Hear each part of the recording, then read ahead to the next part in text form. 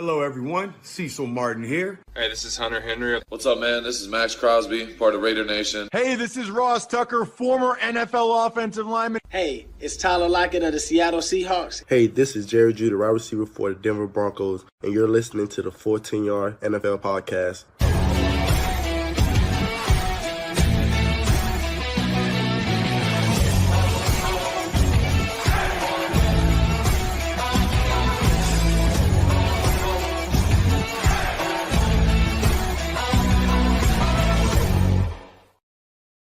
There are just 4 weeks left of the NFL regular season for 2024, and we have got one hell of a slate coming up this week. I'm Sam Moores. This is the Full 10 Yards NFL podcast. I'm your host, of course, and welcome back to another episode. And this one is going to be a fun one because we are revealing our final power ranking of the season. We did this back in week 8, and it did some great numbers, had some great success, and we got to manage to get everyone in the network involved as well, so it was really fun. So we thought we'd bring it back for the end of the season because now teams are off a bye. Every team plays the last 4 weeks of the season, and it's certainly hotting up in the playoff races in both conferences. Okay, I'm joined today by our fantasy expert James Fotheringham. He is here tonight to reveal our ranking with me, as voted by a selection of contributors and podcasters across the network. Before we predict a cracking slate of Week 15 games against the spread. Well, welcome back, James. I mean, this one should be a fun one. It's something that we've put together this week. Yeah, it's always fun getting a raft of people's opinions, and it's great looking at the spreadsheet and seeing how differently everyone has certain teams as well. Just, you never know what different people think of different teams.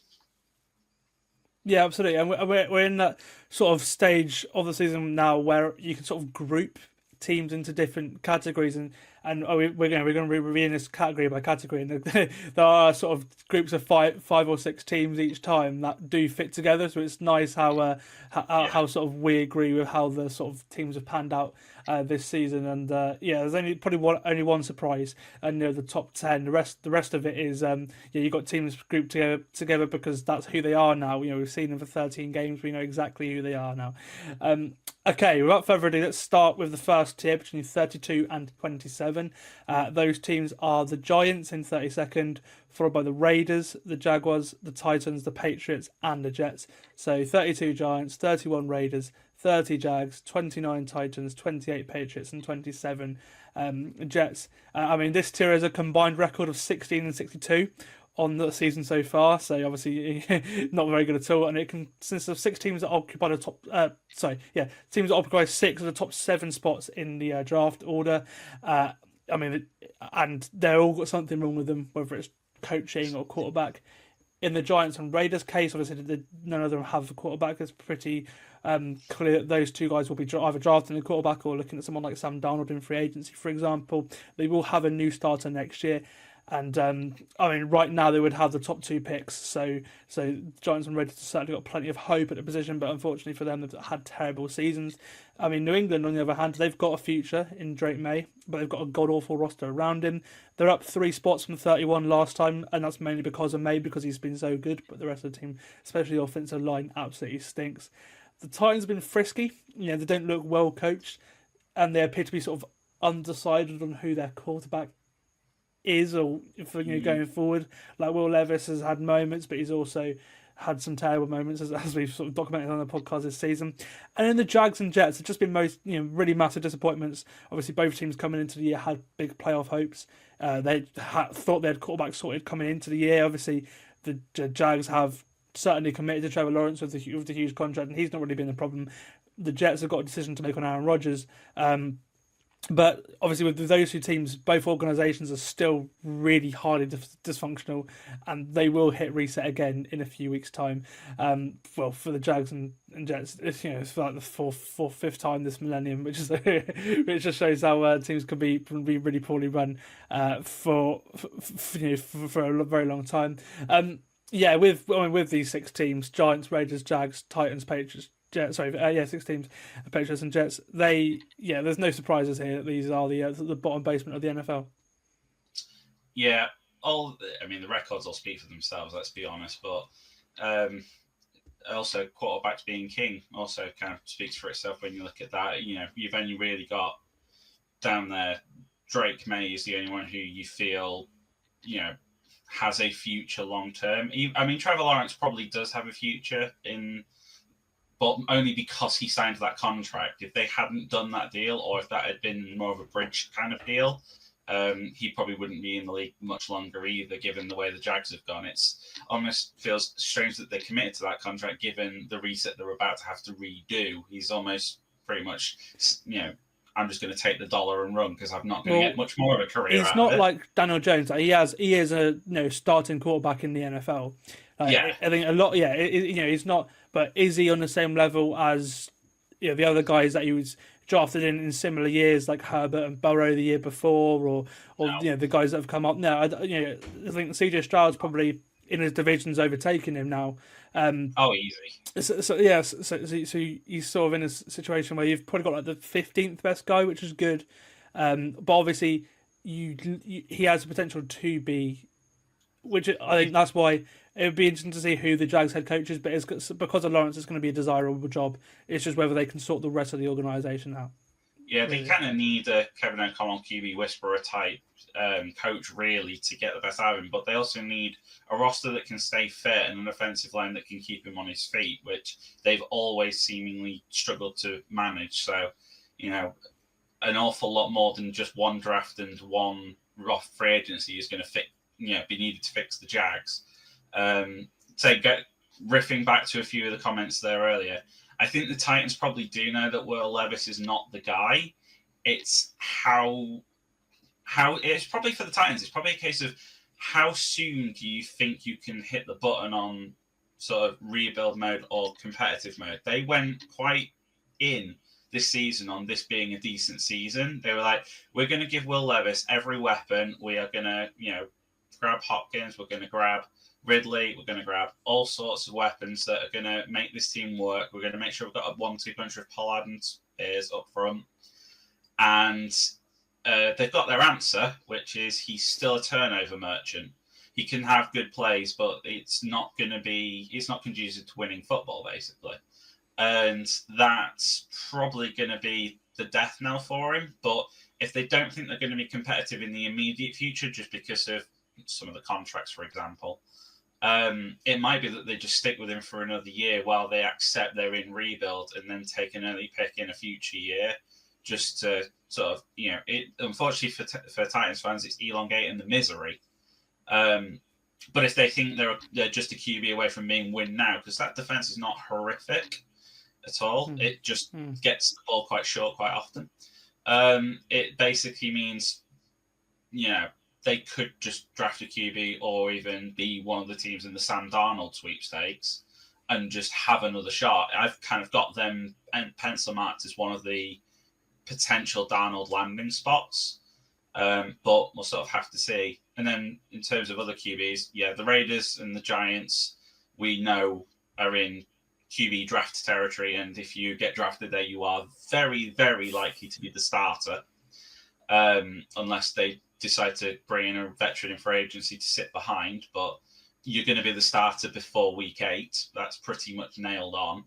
I have a big inkling the Jets are in a similar boat, because I don't think Rodgers stays, even if he's got a contract for it. He's already publicly said that he wants to play football next season, but not for the Jets, which, to be honest, I think a lot of QBs have said that in the past, present, and probably will in the future as well, given their record. So it's all that preseason optimism, both this season and last season for the Jets, has just dissipated once again.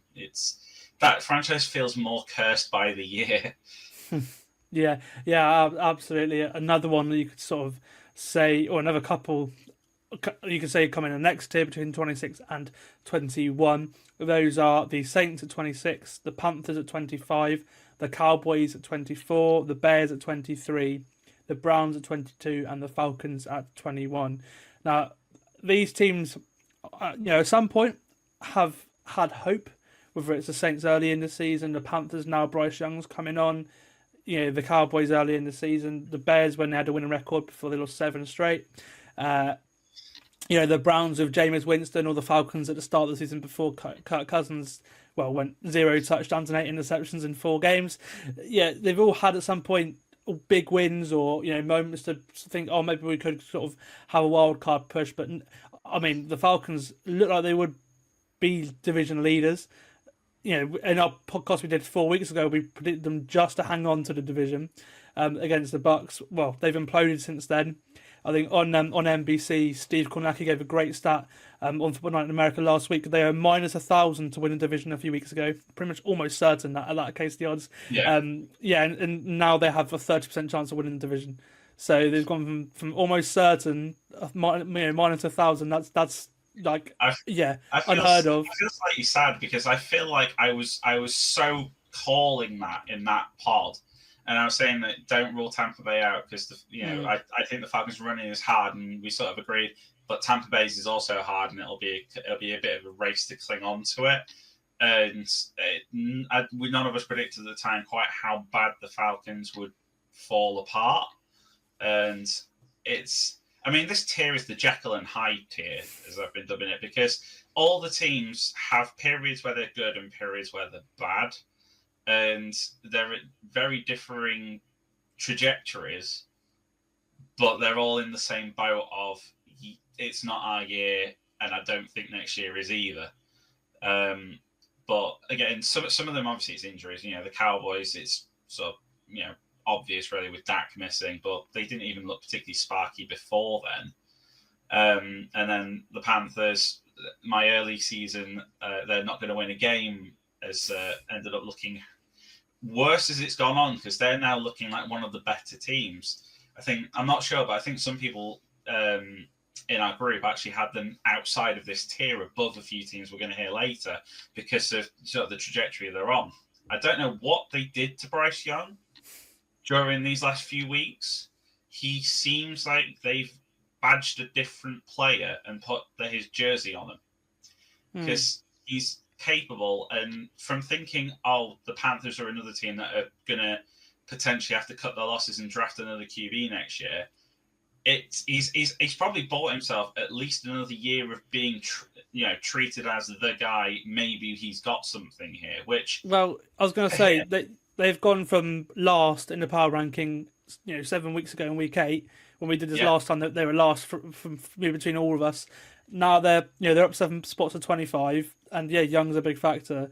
And and there are some climbs that are bigger. 2 teams in the top 10 have gone from deep in, but in terms of teams that were, in terms of teams down the bottom, this is one of the biggest climbs. Yeah, certainly. And I think the Browns had a similar one from 30 to 22. But again, it's just purely because when we did it last time, Deshaun Watson was still the starter. Jameis comes in and he gave them a spark. They've scored loads of offensive points recently, and they've been competitive in games. The Browns is a tricky one because, like, when you look into the contract situation long term, they haven't really got a get out for Watson, and it's a case of you either have to sit with an anchor on your bench, and that wasn't a misspeak, but you either got that and having to basically accept that you're losing, 70 million in cap space and physical money to effectively have a backup who is rubbish and then play your starter, or you're playing him in the hopes that he becomes something that no one wants him to become apart from the Browns franchise. So, I mean, they're very good at getting themselves into lose-lose situations. And this is just adding another one. But obviously, since James has come in, it's looked capable. So it kind of might go some way to making that decision, an expensive one that it may be, but it's almost an essential one, I think, at this point. Yeah, and I mean, there are teams that have gone in the opposite direction. The Bears, last time we did this, they were 4-2, 14th in the ranking. Now they've now lost 7 straight. They've now not got a head coach. They've not won since. I mean, we've seen some growth from Caleb Williams in the time, but the Bears are just there's a reason why they're looking for another head coach. But it's because the way that roster has been put together, it hasn't quite worked. And the offensive line, they've been great at some positions on the offensive line, but some positions have been turnstiles. and that's not helped. They've not had a run game really either compared to what they would have hoped they could have. And then their defense has been good at points, but it's not been able to carry a team. We mentioned before they're 4-2 last time, but they hadn't really beaten anyone. But they've had a run of games against difficult teams, and now they're 0-7 in those games. So the Bears are probably what we thought they would be, and that's why they're looking for a new head coach. Yeah, they've had everything was all built up. Caleb comes in. He's got 3 really, really great wide receivers. They've got a building block for the future. Swift is not incompetent, and they've got 2 or 3 really good young running backs behind, and a decent tight end in Cole Kmet. You like all the ingredients are there, but no one thought to tell the chef to turn the oven on. Yeah, Shane Waldron was a terrible hire for OC. Again, there's a reason why he was fired, and it will be an offensive head coach, whether it's Ben Johnson. Cliff Kingsbury's been linked with the job as well, because obviously he went with Caleb at USC. I've seen Joe Brady from Buffalo, again, offensive coordinator. He's also been linked to the job. Those are the 3 big candidates from that job, from what I've been hearing. So it's going to be an offensive coach, and that's needed for a guy with the potential that Caleb has. Yeah, absolutely. I was going to say as well, the only thing we've not really mentioned here is that the Cowboys are injured, and obviously losing Dak Prescott, big coaching concerns as well. Who's going to be the Cowboys head coach next year? We don't know. And then the Saints, obviously, again, they're another team that, they have fired their head coach. They had that hot start, winning 2 and looking like the best team in the league in the first 2 games. Then the O-line and Derek Carr both got hurt. Then they lost loads in a row. Dennis Allen got fired. And then Darren Rizzi's come in recently, and he's had them playing hard. They've won a couple of games to get out of the sort of basement tier. But that defense is still terrible. And obviously with a defensive head coach, if your defense is terrible, then no wonder he's fired. And Rizzi's got them playing well. They're one of the best teams on special teams. Again, no surprise there, because he's a special team. That's why. Yeah, a special teams guru. Like Rizzi is the best special teams coach in the league, as he invented the new kickoff rule. We'll see, because again he's coming in at a spark, and now Carr's back, and Kubiak's got something going on offense. I think both those guys will get interviews for the head coaching job. Because Rizzi's had one before when he was in Miami, when Brian Flores was eventually got the job. Again, he got into the sort of he was being interviewed then. And then he went. Sean Payton was like, well, if come with me, and then he's made his career, and he's earned himself another interview as a head coach, certainly. And then with the way the offense is looking for Kubiak in earlier in the season, then they're certainly an option too. So we'll go on to the next tier, but I mean, if these teams here, Saints, Panthers, Cowboys, Bears, Browns, and Falcons, had the moments, but unfortunately it's not been their season. Okay, we're now going from 20 to 16. This group is on the outside looking in the playoffs, but none of these teams are dead yet. They're all in the hunt. Some have got a better chance than others, but I think they can all beat anyone on their day, and we've seen that they can be they can be competitive. So you've got the Colts at 20, again 6-7 in the playoff hunt. The Bengals at 19, still somehow in the playoff hunt, but they can't lose another game, and it's very unlikely they're going to be in the playoffs. But again, their offense has been so good that you can't ignore that. At 18, you've got the Dolphins at 6-7 again. Again, they've probably got about 20% chance of making the playoffs. They've got quite a favourable schedule, as have the Colts. If they beat Houston on the weekend, then that will go up. That's a massive game for that. That is a huge game, because then they're at 500, and again, should games go their way, they could be a game and a half back or on a playoff spot with 3 to go. So it's certainly possible. The Niners are still alive somehow, although it's quite unlikely with the way the NFC West has gone recently. At 17, and then at 16 again, the Cardinals are, after 2 sort of unfortunate losses for them. The Cardinals, they are at 16. Again, this group just on the outside looking in on the playoffs. I mean, some teams, the Niners and Bengals, have had really disappointing seasons because they've not really had injuries. Like, obviously the Niners have had McCaffrey out, but they've been poor even despite injuries. The Bengals have been poor from defense, and then the Colts have been an interesting one. They've not really beaten anyone, but their division is so bad that they've got to a level now where they're going to be around a 500 team. And then the Dolphins, should Tua have not got that concussion in week 2, they'd be a playoff team. We were, and they were a bit unfortunate there. And then the Cardinals, the last couple of weeks, again, they've been competitive a lot, but those 2 games against Seattle have done them in. What's you sort of feeling about this group? It's such an odd one. Where it seems to be very much a strengths and weaknesses kind of thing. And say I'll start with the Bengals really, because it's very much a case of one of the best offenses and one of the worst defenses, if not even number 1 and number 32. In all honesty, at least it's felt like that. Certainly for Bengals fans, I imagine, and it proves that you kind of need to be good all around with the ball, really. But say some of the points that they put up and then don't win the game is frankly absurd. It is one of those things that they just have to sort out. And you say you can't pin it on injuries necessarily. And in a division where it's always been pretty competitive, I mean, okay, ignore the Browns, although in recent years we've threatened to have all 4 of them get the playoffs at some point. It's just not been a year to have defensive struggles, really. And you've got at least 2 teams in that division who are just going to punish you both times. So they've been victims of their own sort of downfall, which, it's there. On the opposite side of that spectrum, you've got the Colts, who are a team where their division is frankly appalling again. Just when you think the AFC South has turned the corner, it hasn't. Because even, I'll be honest, I don't think even the Texans have looked particularly convincing. And should the Colts win this one this weekend, that becomes a bit of a race.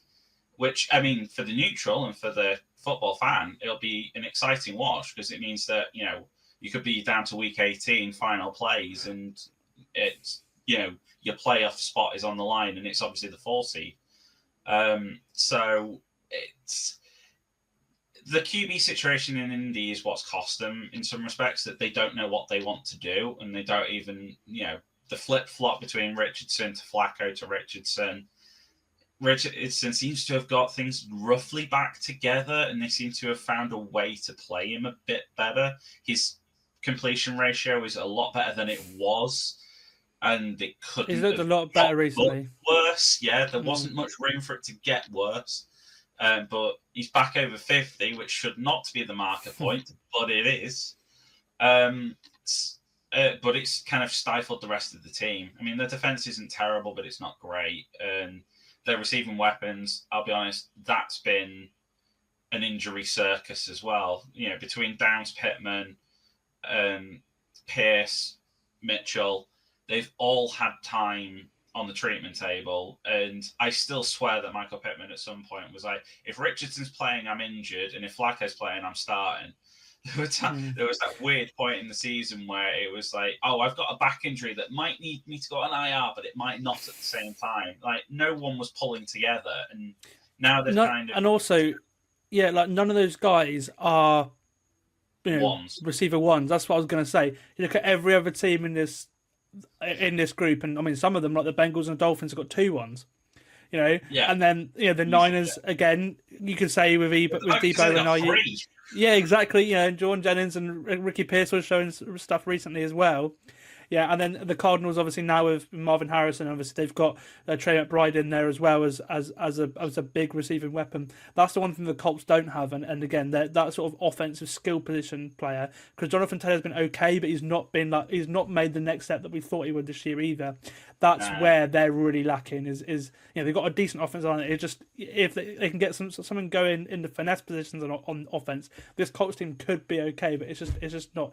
Yeah, it's not been the case at all. Taylor was hoping for some more dump offs, and he just didn't get them. And to be fair, Flacco wasn't providing with them either. It's Taylor in the passing game was kind of part of the difference. Almost not quite to CMC levels, but he was certainly that kind of player. And obviously, the injury a few years ago kind of stifled him. Then last season, he did look very much back to his best, and then it's kind of, as the house of cards around him has fallen apart, he's just not been able to. He's almost felt the weight of trying to carry the team on his back and just not being able to, which is understandable, really. And then, say, Miami, we didn't think we'd say that Tua was literally the player carrying the team, but it really was, because without him, he's roster top 5 in the league when healthy this year. He's up there in I think he's in second half EPA, I think he's number one in the league since he's come back. I think he's had something like 13 touchdowns to 1 interception since he's come back, or something like that. The interception rate's pretty good. He's on pace to break Drew Brees' completion percentage record as well, of 74% right now, which is this is the best 2 we've ever seen. It's just a shame that this Dolphins team aren't contending, because I think he's had 4 straight 300 yards plus games, or 3 or something like that. And then he had the Buffalo one was close, the Arizona game. The Dolphins are a couple field goals away from having a 8-9 win season. And I think that's been their unfortunate curse in that case. But at least I think that's the thing. You now know, after paying Tua, that if he can stay healthy, then now he's taken another step. That's good news. It's just the run game and short yardage has cost them on many occasions. They need Jalen Wright to eventually become a thing from being drafted. Most of it seems to have finally been caught up by Father Time. And Devon Achane, he's been benched. He was looking good.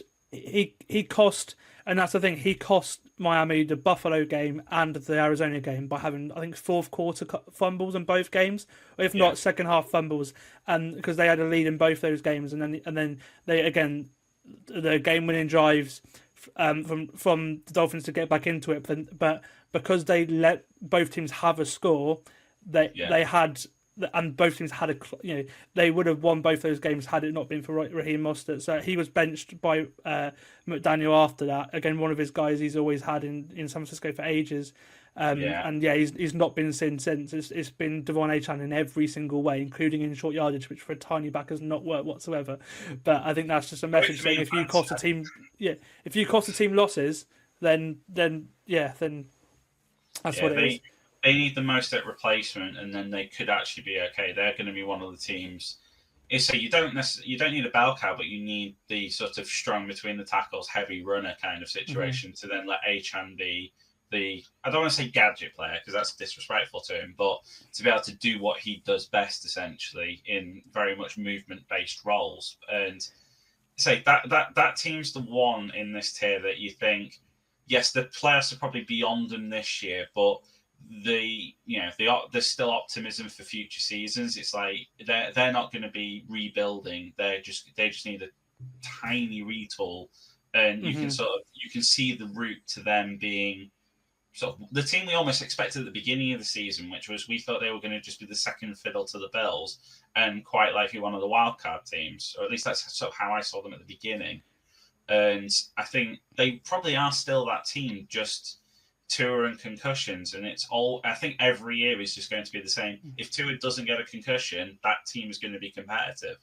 But it's how many hits can one guy take? If he stops ducking his head into tackles, they've got a chance to be something. Yeah. I was going to say as well, they've got 1 year left of this iteration of the roster with Waddle and Hill and a lot of the defensive guys are like Jalen Ramsey and they can move on from Bradley Chubb, which will be interesting to see if they do, because if they can have Phillips, Chubb and Robinson, who's had who's looked really good at something, that's one scary pass rush. The problem is that Chubb and Phillips have both been injured the last 2 years, which has hurt them down the stretch. Now Chubb's coming back probably for this week, so we'll see if he can add that extra element against Houston. But unfortunately for him, because he suffered his ACL at the end of last year, he's missed the whole year, and they've got a decision to make on him. But they've got one more year left of this roster. They're not going to have to lose many players, probably only Javon Holland in free agency, and he's not had a great year on defense anyway compared to what he has done previously. So they got one more year, and I think we'll go on to the next one, but they're certainly the team that I think out of all those teams are the most likely to make a run. And the Colts, just because their division, could be there as well. But should the Dolphins win on Sunday, then they've certainly got a shot. But they probably have to rely on one of the Chargers or the Broncos losing a couple of games. Okay, we'll go on to the next tier, 15 to 11. So the team's just missing out on the top 10. Before we go on briefly, I recognise we haven't necessarily touched so much on the two NFC West teams. Yeah. Say covering cricket, because people will be screaming and say, yeah, but they're in a really tight division. There's a chance that either the Niners or the Cards could win that division. And I mean, to be fair, given the way that I rank the Seahawks, they're right. Absolutely. I think they've just lost too many division games. Where the Rams and the Seahawks have won the majority of games in division, which the Rams are the team that are on the upward trajectory. I think the Niners lost too many on both sides of the ball. It's like we're trying not to blame it on the McCaffrey injury, and Mason was a decent deputy, but Greenlaw's only going to come back this week potentially, and they've had so many different injuries across the line that they've just been discombobulated from the outset. In some respects, as a fantasy player, I'm going to say it serves them right for not declaring injuries from the beginning. I don't know why they have a different rule set to everybody else about declaring injuries, but here we are. It's caught up with them, I believe, and it's one of those things. They could go on a late season run, but they still don't look like they've clicked. Deebo Samuel looks like a shadow, and obviously losing Ayuk didn't help either. And to be fair, their season seemed to go wrong from the point where Ricky Pearsall was shot in preseason. It was like that seemed to. I think the mood in camp probably just dived, and I don't think they've been the same since. And between that and the CMC injury, and I can't help but feel like there's a bit of a mental problem going on in San Francisco this season, and it's a case of it's almost better for them to not have playoffs and just write it off and just have a longer season of rest. They have years. Yeah, go on about the Cardinals. Yeah, the Cardinals had hope with having Marv come in to be able to spot Kyler, and a fully fit Kyler having had his recuperation time and a little bit of a taste of football at the back end of last season. He now was looking like he could be back to being a thing, and he's just flattered to deceive. The whole partnership has. If Marv hasn't had a touchdown, he's pretty much been worthless in fantasy, and not even noticeable in games, which they haven't necessarily got a rest of roster in terms of receiving options that can afford that. You've got Trey McBride, and that's it. Michael Wilson hasn't been up to much. They had a bunch of guys get lost between injuries, suspensions, and whatever else. And your offense was Kyler Murray's legs and James Conner's legs. And there was a lot of us thinking James Conner's going to have one more good season, then they'll sort of let him walk off into the sunset. And now he's been so pivotal to that team being anything that he's got a 2-year deal out of it. And it's bad news if you're a Trey Benson owner in fantasy or a massive fan of his, because that's another year at least where he is now the deputy. So unless he decides he's going to become a pass catcher effectively, which is plausible and might be the way that they get out of this slump. But from thinking I was last on the pod myself and we were saying about, the Cardinals are probably still the favourites for the division, you'd now probably put them as the favourites to finish last. And it shows how cutthroat the NFC West is, really. And I still think those 4 teams can finish in any order of 4. I just think the least likely of all of those is the Cardinals finishing top, which in 4 weeks is a massive turnaround. Yeah, absolutely. And obviously a big factor is those 2 losses to Seattle in the last couple of weeks. And they've just been so inconsistent. Like they've been good at points, and then they'll have a couple of games where they don't look good. Then they'll, again, when we spoke last time, that was on the back of another good run, and then since then they've had another bad run. Yeah. So yeah, and again, they're still a few pieces away. I think their defense is playing well, but it's not talented. They could add so many pieces to this team. They've still got a lot of cap room left. Like this team, obviously they've got to pay Buda Baker. We'll see what happens there. He's the leader of their defense. So I feel like if you lose him, then if you lose him, it's a rebuild. Really. Yeah, and I don't feel like with Kyler's contract and everything, I don't feel like you could do that. So yeah, they've got an interesting future, to be honest with you. But they've certainly been fun to watch at points, and then just been absolutely terrible at points as well, as we saw in those 2 games against Seattle. Okay, the final tier between 15 and 11. It includes the Bucks at 15, the Texans at 14, the Commanders at 13, the Seahawks at 12, and the Broncos at 11. So you have 4, 8, and 5 teams, and then the division leading Bucks as well. So right now, all these teams are in playoff position. Many of them weren't fancy for the playoffs before the season, and only 2 of the 5 made it last year. But they've all had pretty decent seasons in there. Obviously, the Bucks and the Texans are the 2 teams that made it last year. They're the teams that are lowest on this tier. the Bucks, well, they've looked great at points. Obviously, they're the only team to have beaten the Lions, which is something always. Baker Mayfield's been brilliant even without a good offensive line, which has been, that was his thing. Is that in Cleveland, when the pressure hit, that's when he was not good. The years the Browns had a good offensive line, Baker Mayfield was good.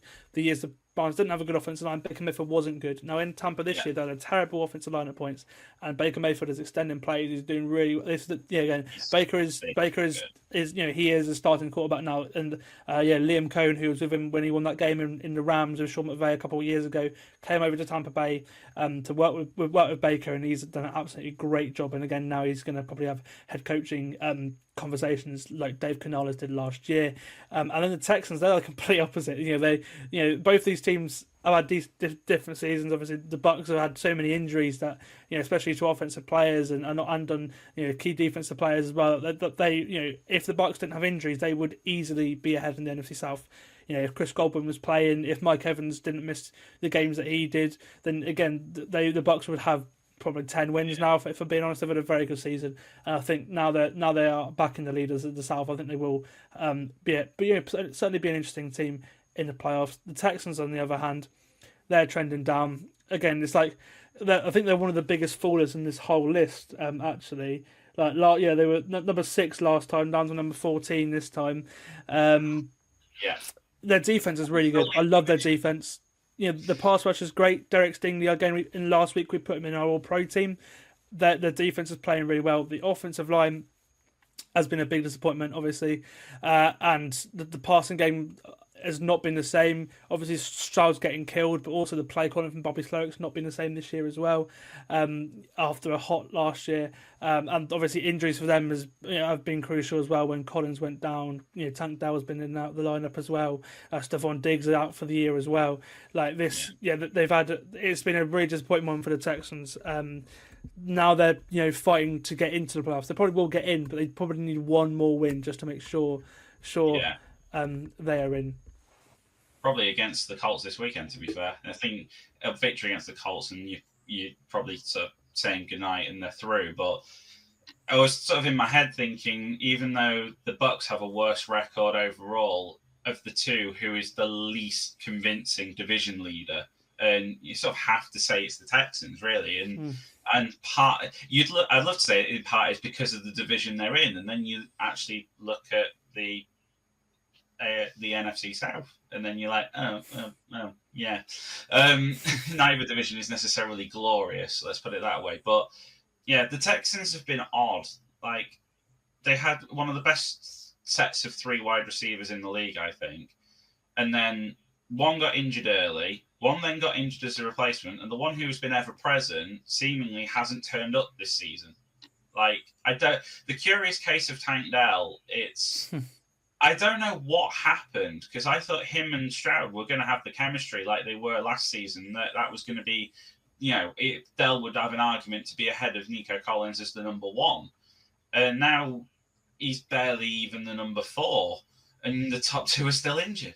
It doesn't make sense in many respects. And then they've become the Joe Mixon team, really. That's kind of what without Joe Mixon. If Joe Mixon has the ball, we can do something. Absolutely, yeah. And well, again, they got the Colts in a couple of weeks. They got Miami this week, but the Dolphins haven't allowed a 100-yard rusher in, I think, 6 games. So again, going into that game, if Mixon can't get going, then it's going to be a real big concern for them. The other 3 games, the other 3 teams in this list, the Commanders, the Seahawks, and the Broncos, all new teams that are in the playoff hunt this year, or obviously in the playoffs as it stands.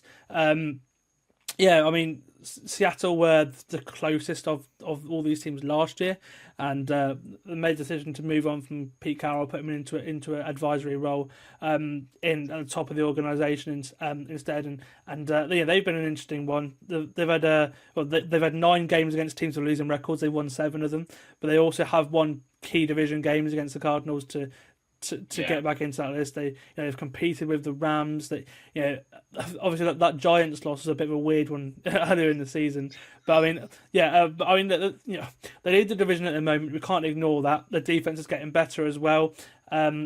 and they showed us a run game last week with Zach Charbonnet, which hadn't been the last couple of weeks with Kenneth Walker, even with so they're an interesting one. I wouldn't say I trust them. Again, they've had an easier schedule. They've but they've won the games they needed to win to be top of the division right now.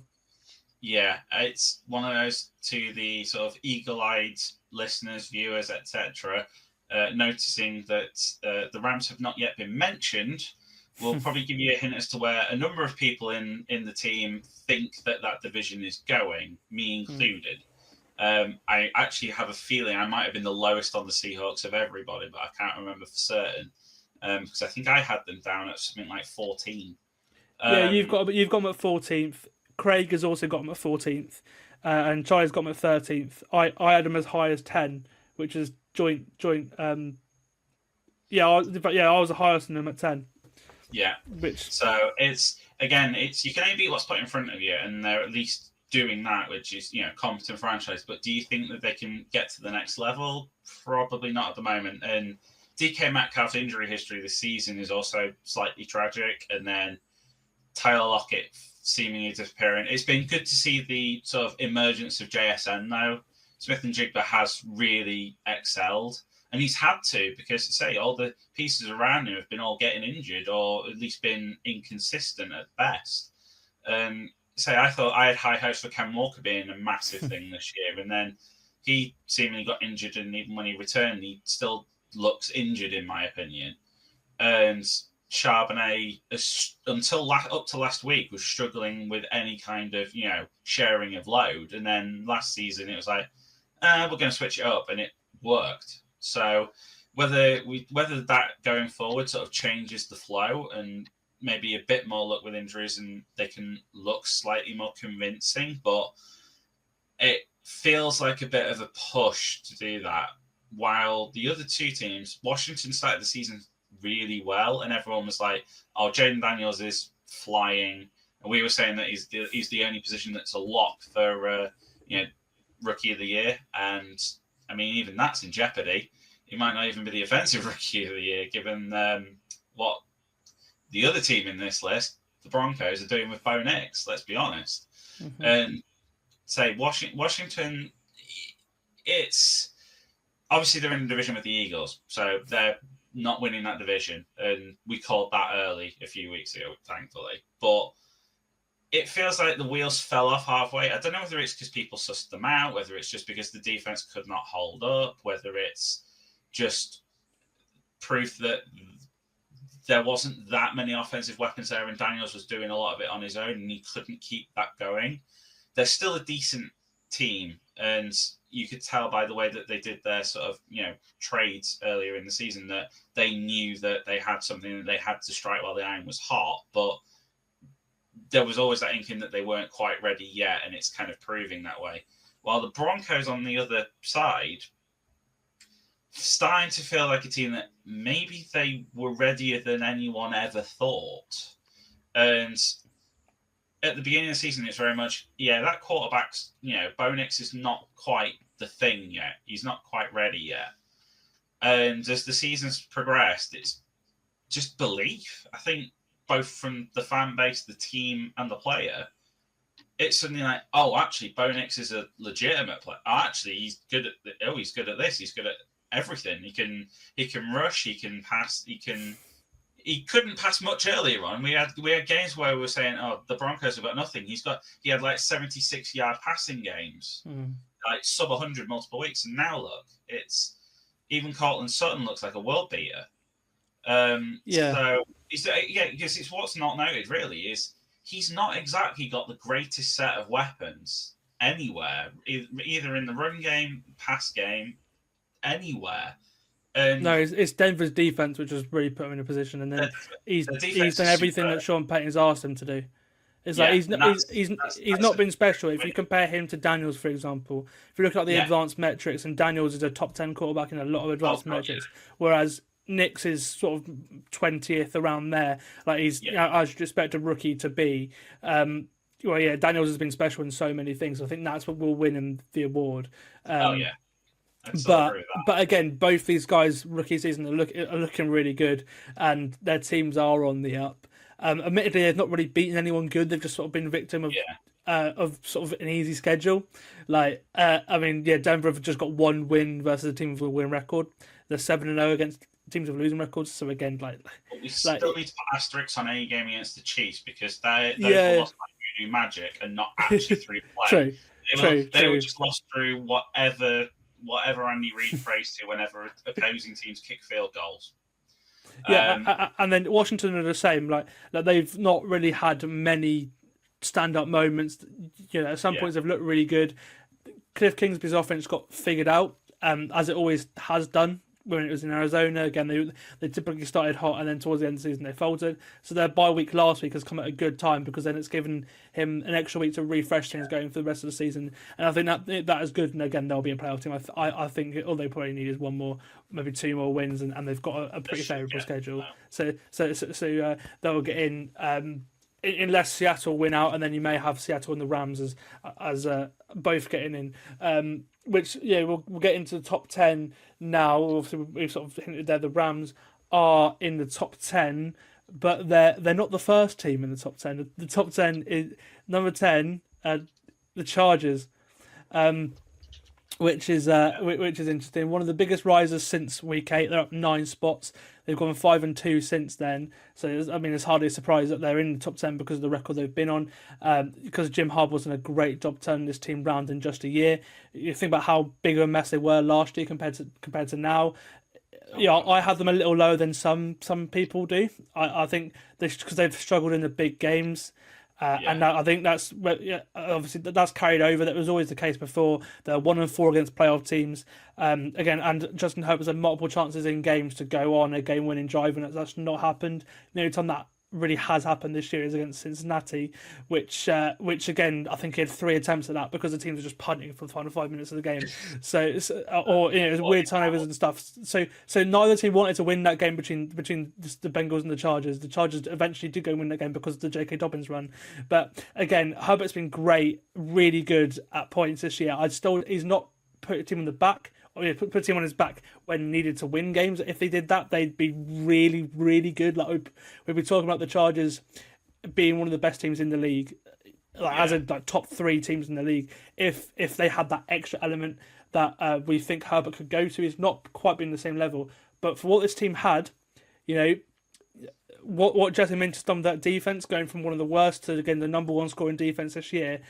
The run game that they've had at points, obviously now J.K. Dobbins has been hurt. That's been a real shame, and we're going to see, as it was the last couple of years, we're going to see Herbert basically doing everything now because with the mix they've not really found the same level of play with Gus Edwards and Vidal and the sort of flurry of backs that they've been using in that time. But no, certainly a great for the future of the Chargers. And for year 1, we didn't think they'd be this good. They are really good. And if they could just, obviously a few more weapons to help Herbert out, then this team are going to be scary for years to come. Agreed. And it's funny because at the beginning of the season with Harbaugh and Roman there, we were saying it's going to be a run-heavy team. It's going to be a lot of Gus Edwards and then J.K. Dobbins potentially use the 2 that could come in. It could be a very good 1-2 punch. And Herbert's going to be wasted because he's not going to pass a lot. And then they became good because Herbert started passing the ball a lot. And the run game stayed being good. And they had sort of complementary football in many respects. Lad McConkey emerged at last, which just wish he wasn't so injury prone. And again, he's one of these players who seems to play every week slightly injured. He's never without a questionable tag on him somewhere. And I just hope that doesn't become a career-long thing with him because he looks like he's kind of that linchpin piece they need. But I think part of Herbert's struggles is that he's still building that rapport, and it's the rest of the supporting class. Quentin Johnson has finally he's locked off the shackles from last season where everyone just wrote him off because he dropped too many. He seems to have sort of re-earned at least neutral status rather than being a complete laughingstock. Even if he's not necessarily elite, he's certainly, serviceable. I don't know what happened to Josh Palmer, but there's still a bit of a problem. To be fair, what happened is Will Disley became a thing again, and it's funny how there used to be a thing in Seattle where Will Disley would start the season absolutely on fire, get injured after about 3 games, and you wouldn't see him until the following season's first 3 games. And it was like 3 years in a row that seemed to happen. And say no one ever caught on in fantasy football. You had a really serviceable tight end for the first 3 weeks. And this time he's just decided that he's going to take the beginning of the season off and then absolutely go mental for the second half while not being injured. It's a fantastic tactic. I wish he'd done that longer. Partly just because I like, saying Disneyland every time he has a touchdown. But that's just my house. But the problem that they've got really is now with Dobbins down, Edwards seems sort of ineffective and Vidal has not quite lived up to the preseason hype that he had. They're back to passing is probably all we have, which is not necessarily where Harbaugh wants to be necessarily with that roster. You sort of, as an overall, they're probably a couple of offensive pieces away, but that defense is a turnaround that, I'll be honest, I've seen coming, not just because of the coaching change, but for the last few years, you've looked at the personnel on that roster, especially on defense, and you've sort of said each year, the Chargers defense is just flat to deceive. They've got all the pieces, they just can't put it together. Either injuries get them, or just bad coaching gets them, or the ineffective offense gets them.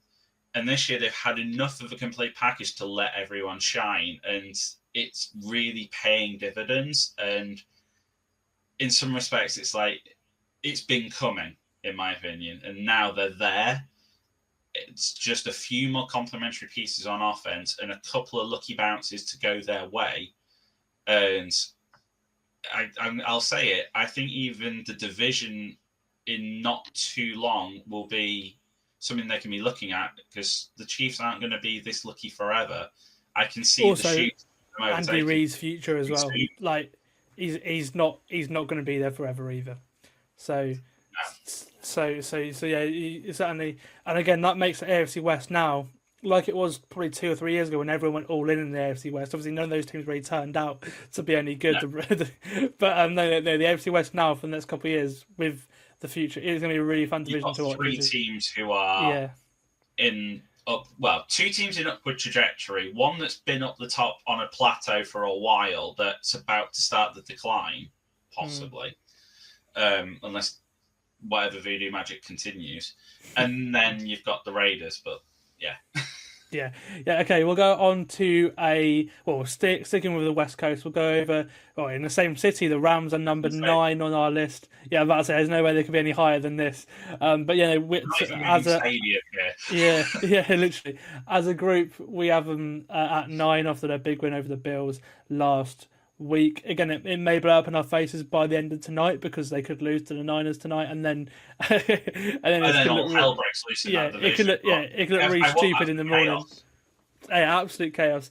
They were number 23 last time, so again a huge jump up 14 spots in 5 weeks. But again, they were a shadow of themselves then. All the injuries, they had no Cup, no Nakua at the time. We're seeing them sort of peak at the right time, as they did last year as well. After missing all their key players really early in the season. Their defenses, I love it. They've got so many great players that play out, so many good players on that, young players on that defense. Whether it's the defensive line with obviously Verse and Young and Kobe Turner and Fisk, they're all guys drafted in the last 2 years that are now having impact. All of them having impacts. And then Cam Kinchins, for example, at safety again, he's had an impact this season as well.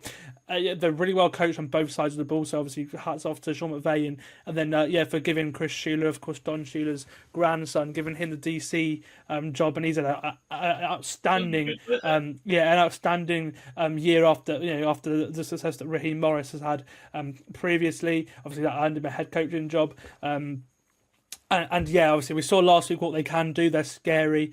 They can get up for a big game. They have 3 wins against playoff teams this year, which again, there are some teams. The Rams aren't currently in a playoff spot. There are some teams in the playoff spots that don't have, have maybe one win, maybe even some don't have any wins against playoff teams. In Washington's case, and yet the Rams, they show they can win these games, and that now that's exactly what they need. Obviously, that second game against Seattle right now, from what we're projecting, is going to be so crucial for the division. That's the last game of the season. Win that, and that's me. That's that. If I was to pick now, that would be a Sunday night football game. End of the season. That's what I pick now. But I think, obviously, with division games, it's certainly the closest division race.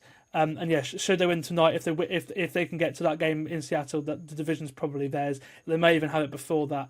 And again, I wouldn't be surprised to see them win out, because this is the kind of thing that they do there.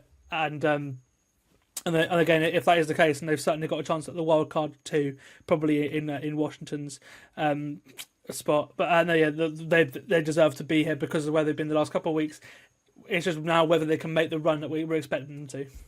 Yeah, and I think all the signs are there, and it's just a case of avoid injury and go through. Matthew Stafford is still a capable quarterback, and it's funny seeing the talk about saying that he's probably not going to be there next year, and this is probably his final year. So, I mean, I understand it contractually, etc., but it feels almost like a disrespect on him at this point, given I think he's got 2 or 3 years left on that deal. But last year he was a top 5 quarterback. This year, obviously, he's been injured. Last year was brilliant.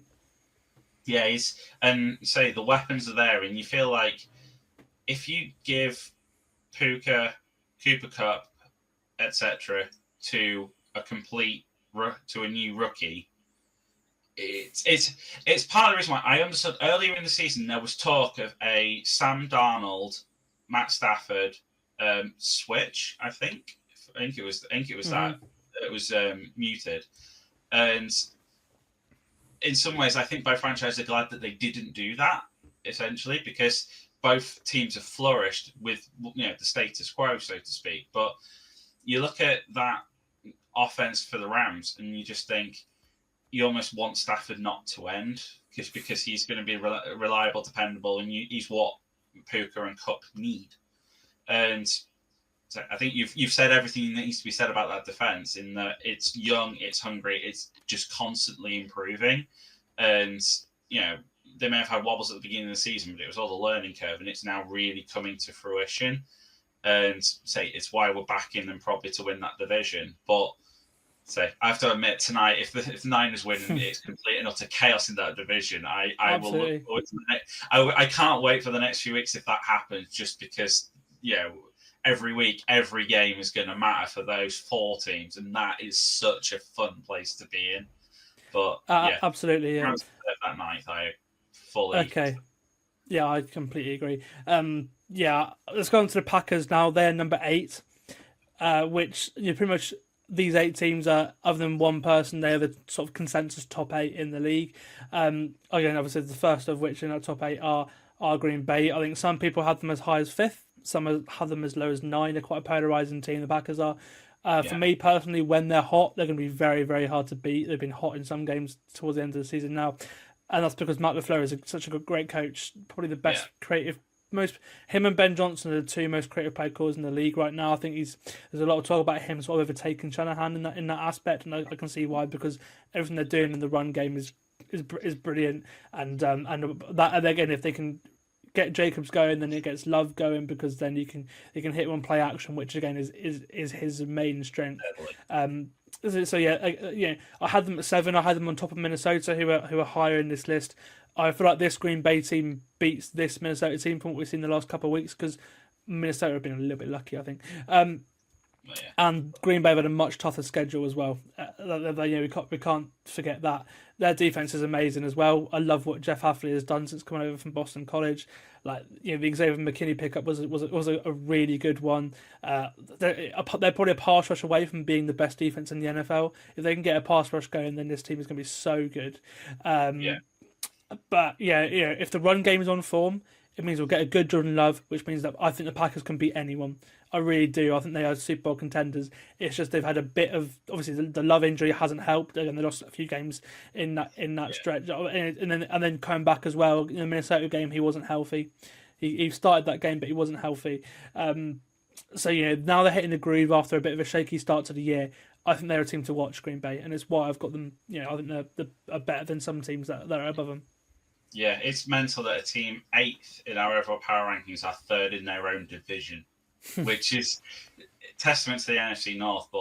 And the fact that they're also 2 wins back from second, it shows how wild that division is. But I think some of Green Bay's issues are they have a decent array of offensive weapons when it comes to the pass game for Jordan Love, but they don't seem to know how to fully utilize them. Like, they've also had a lot of drops as well. Yeah, we've had. I mean, Watson's always good for a drop or two. Jaden Reed was meant to be the one, and last week had 1 target and no receptions, and everyone in the fantasy world lost their heads.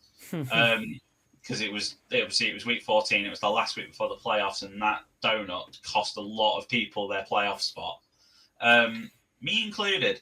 But Romeo Dobbs with his "I don't want to play for this team that don't want to pass me the ball" next week comes out and absolutely balls out. So apparently, throwing your toys out the pram actually is how to get what you want in Green Bay. And then Tucker Kraft looking like he was an absolute world beater of a tight end, sort of, early to mid-season, and then disappearing for a few weeks. And you realise now that really he's just a red zone target more than anything.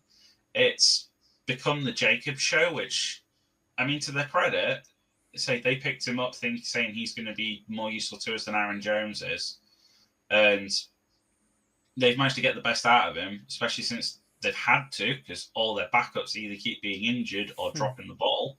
So I'd love to know what this team was like if Love had played every game and not had that injury. I have to admit that division would look even sillier, I think. It hurt them they haven't really hit the groove until about week 8 or 9 of the season. Again, they probably should have won in Brazil as well. Like, that was obviously a 1-point game. They could have gone every day. So that's another thing where it's like, that they're probably a couple moments away from being up there with the 2 teams. And again, if that's what I mean, I think they can beat anyone. I really do. It's certainly, and it's not even like any given Sunday. It's they have sort of legitimate right. They could beat. I still feel like the Lions are a step ahead, but then again, given Lions, injuries and such, a full strength Packers and a full strength Lions, I would back the Lions every day. But in their current iterations with their current sort of form, I'd still back the Lions just because I don't trust Green Bay's offense fully yet. But that could potentially change when it comes to playoff football, and home field advantage certainly is a thing for Green Bay. But overall, that defense has become a revelation in many respects. I'm with you that they are up there as one of the top ones in the league, and the McKinney deal in particular is looking particularly sweet for them. But it's so many coin flips that are going to decide this, and really at this stage you just have to be in it to win it. And you're third in your division, but you're in a very good spot for a wild card. So this could go any which way, but it's why this season is so fun. Yeah, it absolutely is. One of the big storylines of the season has been your Pittsburgh Steelers, of course. They are number 7 on this list. To be honest with you, I think they probably should have been higher.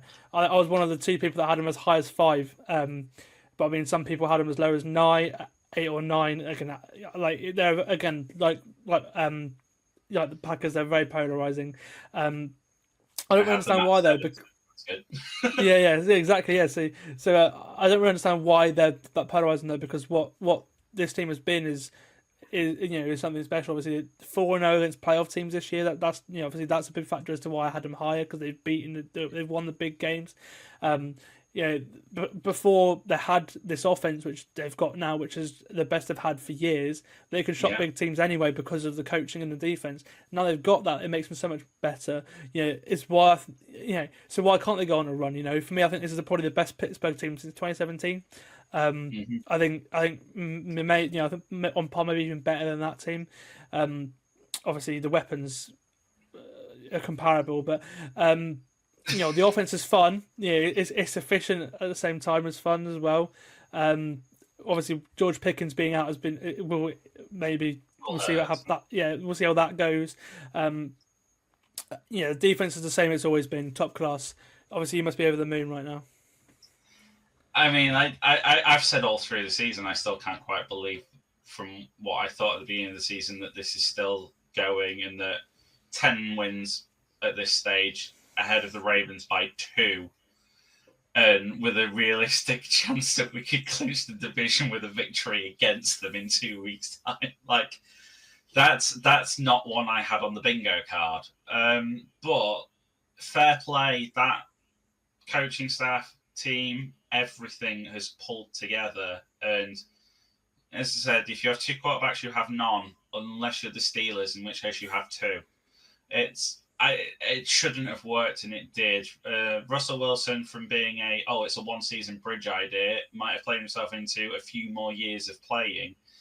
And Fields has become something of a gadget option that and I think for a lot of people this has gone unnoticed, but there are certain scenarios, certainly when closing games out, especially when it's sort of you need a first down to ice the game, where Fields is coming in packages and defenses do not know what to do. They are caught on the hop, and it is even though it's predictable, play action, Fields will keep the ball, will run to the corner, get the first down, and walk off the field. And if he doesn't do it the first time I'm asking, he'll do it on the second. It's become a thing, and I love it, even if a lot of other people don't. But it's a team that's built on defense. It's proven that way. It's fantastic. Now they've found out how to score with Russ in there. It's a different ballgame. If they had a few more wide receivers of note, Pickens has been really good for what he's had to be. I have to admit, Austin coming out has been fantastic as well. And you kind of knew Van Jefferson wouldn't be much. Mike Williams has not necessarily been much, although he's had, clutch moments when he's had to. You feel like one more good draft wide receiver, which is something the Steelers are good at, they could do anything. Oh, it's funny how through the season we had the talk of, will they trade for Devontae Adams? Will they trade for Ayuk, etc.? And you wonder if one of those had got over the line, would people stop writing them off?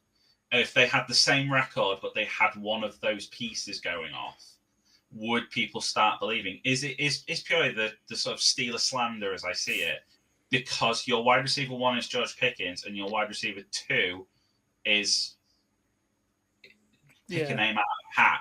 And, Freiermuth hasn't lived up to what people thought it was going to be in terms of a passing weapon, but in terms of a block, he has done what he had to do, and he has also been good in clutch moments, and he's been getting on a bit more of a run of late. So I think it's also within NFL circles a team that no one wants to play. Yeah. And even the Ravens, even all the rivalry games, people don't want to play them because it's a hard game. The defense is going to completely bottle you up. And that offense is now a scary thing. I'm so interested in the Christmas Day game between the Steelers and the Chiefs. Because I was about to say the 2 games, the Saturday before Christmas and then the Christmas, obviously those 4 teams playing each other, it's like a round robin tournament almost across those 2 games. Again, that's just feels that way, doesn't it? Yeah, can we just have a Super Bowl then? That'd be fine. Because I can see, I shouldn't be so optimistic, but I can see the Steelers winning that game. I can see. I can see them winning both. If I'm being honest, if there is a coach that can overcome whatever hoodoo Andy Reid has, it's Mike Tomlin, and whatever counter curse he has ready, I think he'll have it ready for that game. And I suspect there's a reason why our kicker is the Wizard of Oz. I think, he's been so clutch. On a year when many kickers haven't been clutch, including one in the division, in Justin Tucker. Going to be the point that in a season where kickers have been like turmoil central, and we have had so many egregious misses and a million injuries. So many extra points as well. I've seen loads of extra points missed, I've noticed. Yeah. And the one ever present is if the Steelers are going to win a game, Chris Boswell is kicking multiple field goals and is looking like almost automatic. And I think his advantage is he's not having to kick them from very far out. The Steelers are quite happy to plod along, knock the clock down, get it in easy range, hit. We're not going for stupid long ranges most of the time. We're just always in a decent position. And bear in mind this is a team that have won games without scoring touchdowns. Yeah, I know. I mean, yeah, Boswell has won games by himself, which is amazing. Okay, we'll go over to number 6 now as the Vikings. Again, another very polarizing team. I'm the lowest on them across the whole network. I have them at 8th. Again, what shocked me most is that some people have them as a top 5 team. Like, 4 or 5 people have them as a top 5 team, which I thought was crazy, and that sort of pushes the average up. I like them. I had them as actually as a potential playoff team before the season.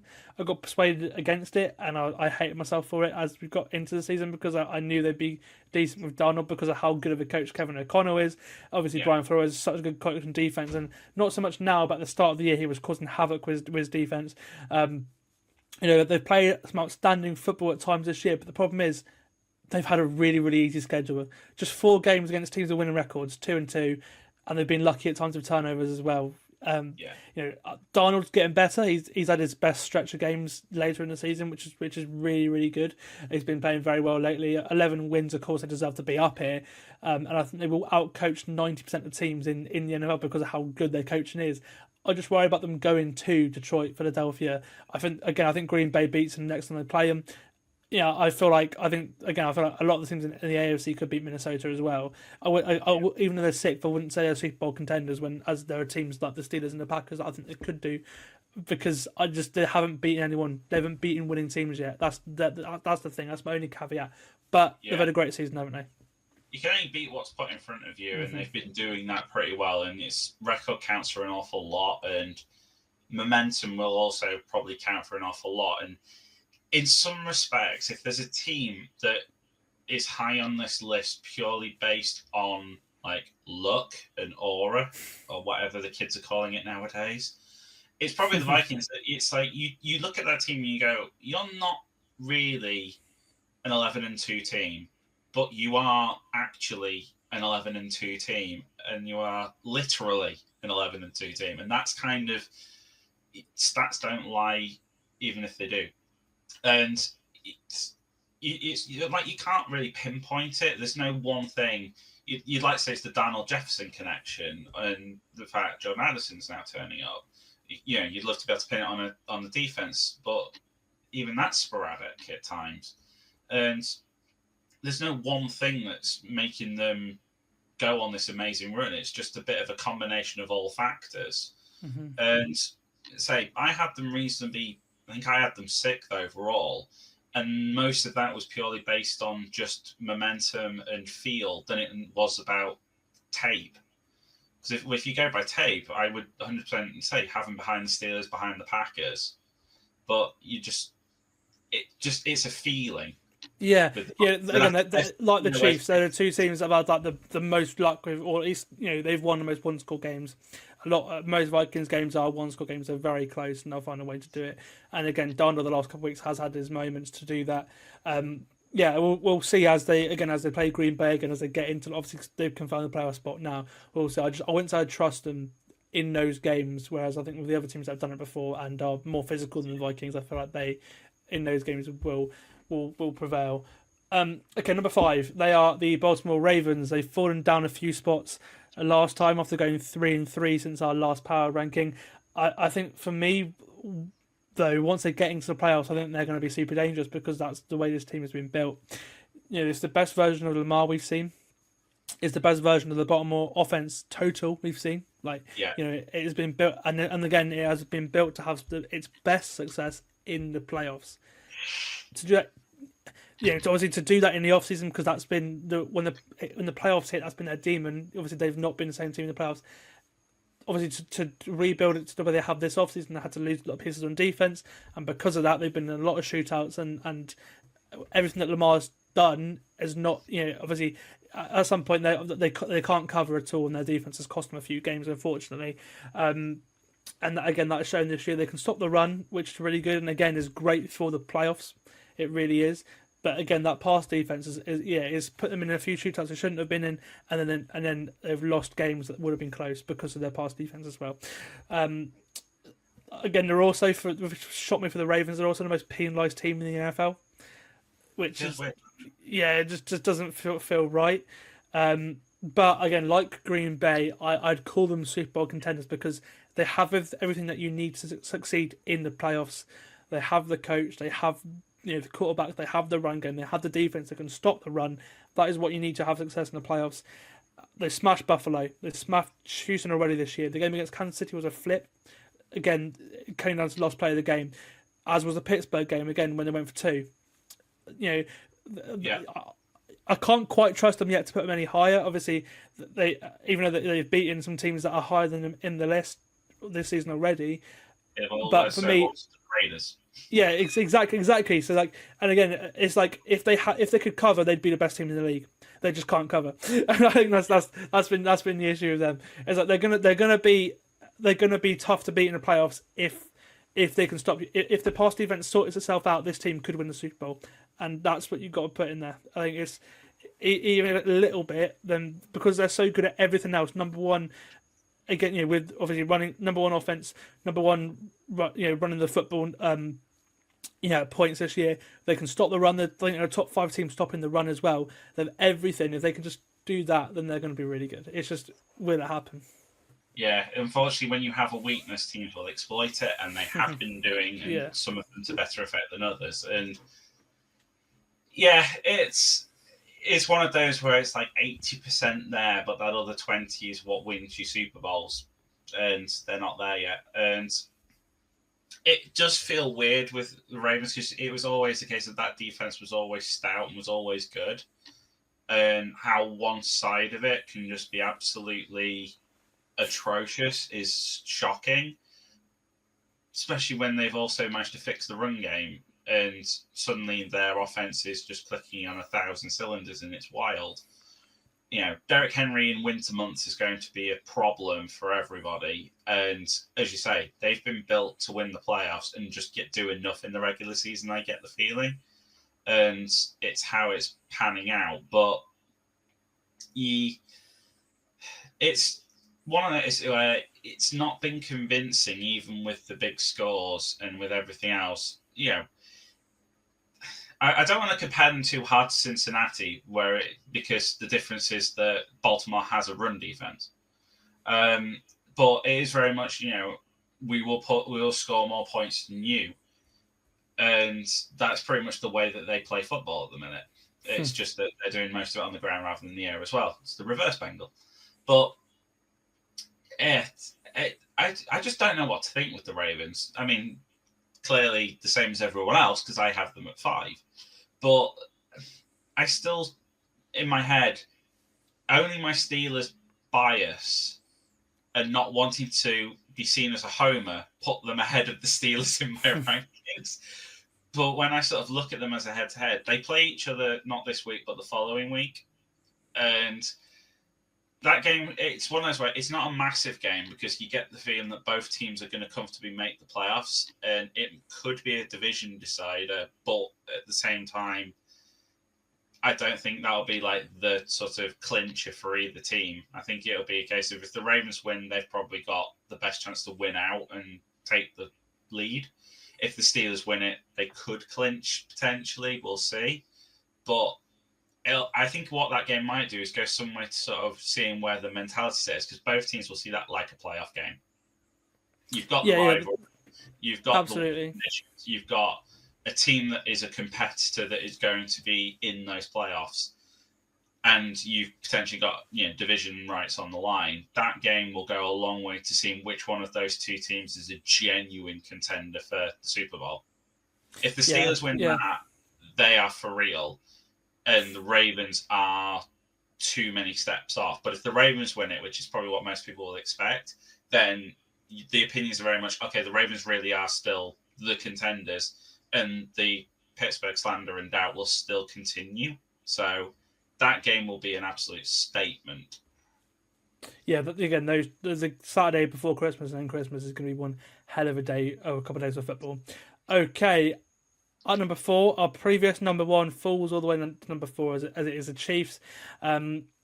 Just one loss to Buffalo, but they've rode some incredible luck on their quest to the first ever three-peat. Or have they? That's the thing, because being able to win a few one-score games is a culture thing, let alone 15 straight 9 this year. It's what they do. Every week they just do enough to compete and give Mahomes enough time to do his thing. 5 game-winning drives this year just by Mahomes alone, and then you add in the missed kicks and the block kicks. 7 sort of counts as 7 game-winning drives because of that, because they scored in the fourth quarter. But 5 game-winning drives that Mahomes has won by himself. And again, if they didn't have any other quarterback, this team, it wouldn't be good. But because Mahomes is so good and he can put a team on his back, we saw it just recently in the Panthers game 2 weeks ago. It was Mahomes that did that. Even with the offense having yet another year of injuries and average plays, obviously they've got him who can make everything better. And again, has single-handedly won them 5 games this season. And then Spags does such a great job with defense. They're able to nullify teams enough so that the offense can always keep in and then get that score at the end. They're hardly penalised too. Special teams does a great job. I've got them in 4th because I don't think they quite have the firepower of the other teams above them. But can they absolutely beat them? Yes, because it's what they do. They're 5-1 against playoff teams this year. Again, the Chiefs win those games more often than not, and they're going to be in the AFC Championship game, I think, because they've been there before. Whether they win it or not, that's the next question. But the way it is right now, the playoffs are going through Arrowhead, and with how good the Chiefs are at close games, there's no wonder they're still in the top 4, despite not really setting the stat sheet alight, because they're so good at the fundamentals. Yeah, we have 2 12-1 teams in the league, and yet one of them we have collectively ranked 4th. Let those words sink in just for a moment, and that gives you an impression of how unconvincing so many of those wins really are, and how you look at the roster piece by piece and you go, there's a fair decent chunk of superstarage on defense. On offense, you have one fading star in Travis Kelce. You have Mahomes, who is still Mahomes, but not the Mahomes we used to know. A run game that is, Pacheco coming back from injury, but is still not up to speed. Kareem Hunt, who did a job, but it wasn't the job Pacheco used to do. You have a set of wide receivers where, as soon as they lost Rashee Rice, was, any of you will do. And you didn't need a superstar to win it. It almost sounds a bit Patriots in some respects from there, where it was a quarterback who got all the attention and then passed it to any one of a number of players, and it was a defense and a collective effort that won the day. It just so happens that this iteration involves kickers doinking it off the post and into the win. And I still don't know whether they're starting to just do this to show off and have it as artistic effect. Winning by sound effects nowadays. But it's the teams that they're having to ride their luck and score field goals at the end, block field goals at the end. It's because they're not teams that are like, playoff teams. They're not teams with winning records. They are teams that, really in their position, they should be smashing. And there's been very few games this season where the Chiefs have smashed anybody. In whether it be a high-scoring or a low-scoring game, they've just kept up with them. And it feels like it's almost become too ingrained as an identity that you are dicing with death and playing with the devil here.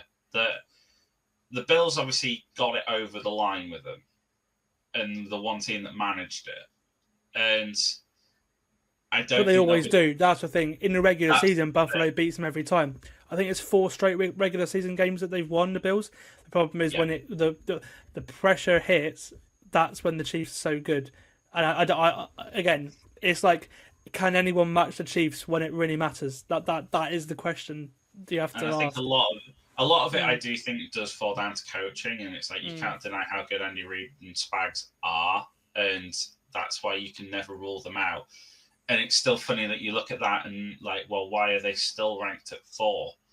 And especially considering that, we're saying they're heavily reliant on kickers, and yet they've had 3 this season, each of which I believe has either scored a winner or scored on the way to a win, at least. So, yeah, I think part of this is a little bit of jealousy as well, is that it's like, you should not keep getting away with this. And, we're going to get to the Super Bowl, and either it's going to be, oh, God, they've actually managed to 3-peat. You either have to go, hats off, you've done it, kind of thing. Go, really? Like, how? Because it was one of the ones. Or they end up finally losing, and it's the mask coming off in Scooby-Doo and saying, well, we'd have gotten away with it if it wasn't for you meddling, whichever team beats them, effectively. So, yeah, unconvincing, but you can never rule them out. It's the only thing that's a certainty with the Chiefs is that you don't bet the spread with them. Yeah, because they're always that's it. If the spread is more than a field goal, pick the other team. Yeah, absolutely. Okay, we'll go over to the top three now. In third, it is the Eagles. They've taken a big leap up from 11th last time out, and they've not lost a single game since then. So obviously, no, there's no surprise there. Yeah, exactly. There's a reason for that. Just like last year, they're 11-2 heading into week 15. But this team feels a lot different than the team last year, which couldn't be more different from 12 months ago. Because 12 months ago they had the worst defense in the league. Now they're they are number 1 in yards, number 4 in scoring. That they have the best defense in the league, I'd say overall. And then so they were 11-2 last year, but the worst defense in the league. They've now got the best defense in the league, and they've got a serious MVP candidate on their offense. And surprisingly, it's not their quarterback either.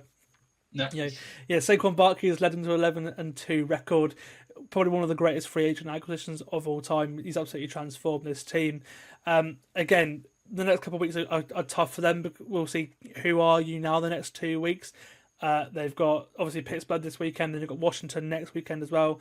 They've done well 4-1 against teams with winning records, but the Steelers are probably the best team they've played this year. So that game's going to be huge. Run game, sound defense, a quarterback who can extend plays. I don't rate Hurts, but he can extend plays, and obviously they're one of the best teams in the league in short yardage for a reason. And that's exactly what you want for a playoff game. Sorry, for a playoff push, it's run game, defense, and then a quarterback who can make things happen, outside of the ordinary. And that's what they've got. It's just whether we really trust them because they've fallen apart or been shaky or been badly coached at times. But the Eagles have been so good since our last podcast. They're obviously going up 8 spots. Yeah, they're almost the team that you feel like you can trust in many respects to win it by right rather than either fluke or anything else. That they've got both sides of the ball nailed, and say they've got the sort of number 2 in MVP betting in Saquon, which we nearly called, but it's when you've got Saquon and then Hurts as well, you can kind of do anything. It's been interesting to see sort of the way the passing game has dackered off versus previous years, just because you've had Saquon, which you did not have before. And when you see what Swift has then gone on to not do for the Bears, you can understand how that was such a step up in class. And they're peaking at the right moments. And even though you say there are times where they're unconvincing, it's the majority of the time you sort of feel like you can trust them as a whole. But there's obviously reasons why they are number 3 on this list and not number 1. And yeah, it's that there's a few questions. I mean, say injuries on receiving is getting them. If you need a plan B. If you lost Saquon, it's like, you're out, probably. And is there a plan B if a team does successfully nullify him? And there are means and ways that you can get at this defense. It's not the easiest. It's certainly one of the more consistent in the league and been one of the, let's try and word this correctly, least prone to breakdown due to injuries. It's like probably been, the most versatile and the most resilient. That's probably the best way of wording it. So you never know. It's just they don't, like I said earlier with Minnesota, that they have some kind of aura around them where you think like they're not playing well, but they're going to win.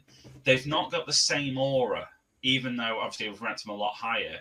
They've got enough aura that you trust them, but you just don't feel that they've got the pieces to go all the way. Or at least that's how I feel. And say I can't speak for everybody, but see, I disagree. Yeah, I've got them. I know. Yeah, I've got them at number 2. I feel like everything that's there. Again, look, I may be wrong if they lose this weekend, but I feel like you've got everything that you need to succeed in the playoffs.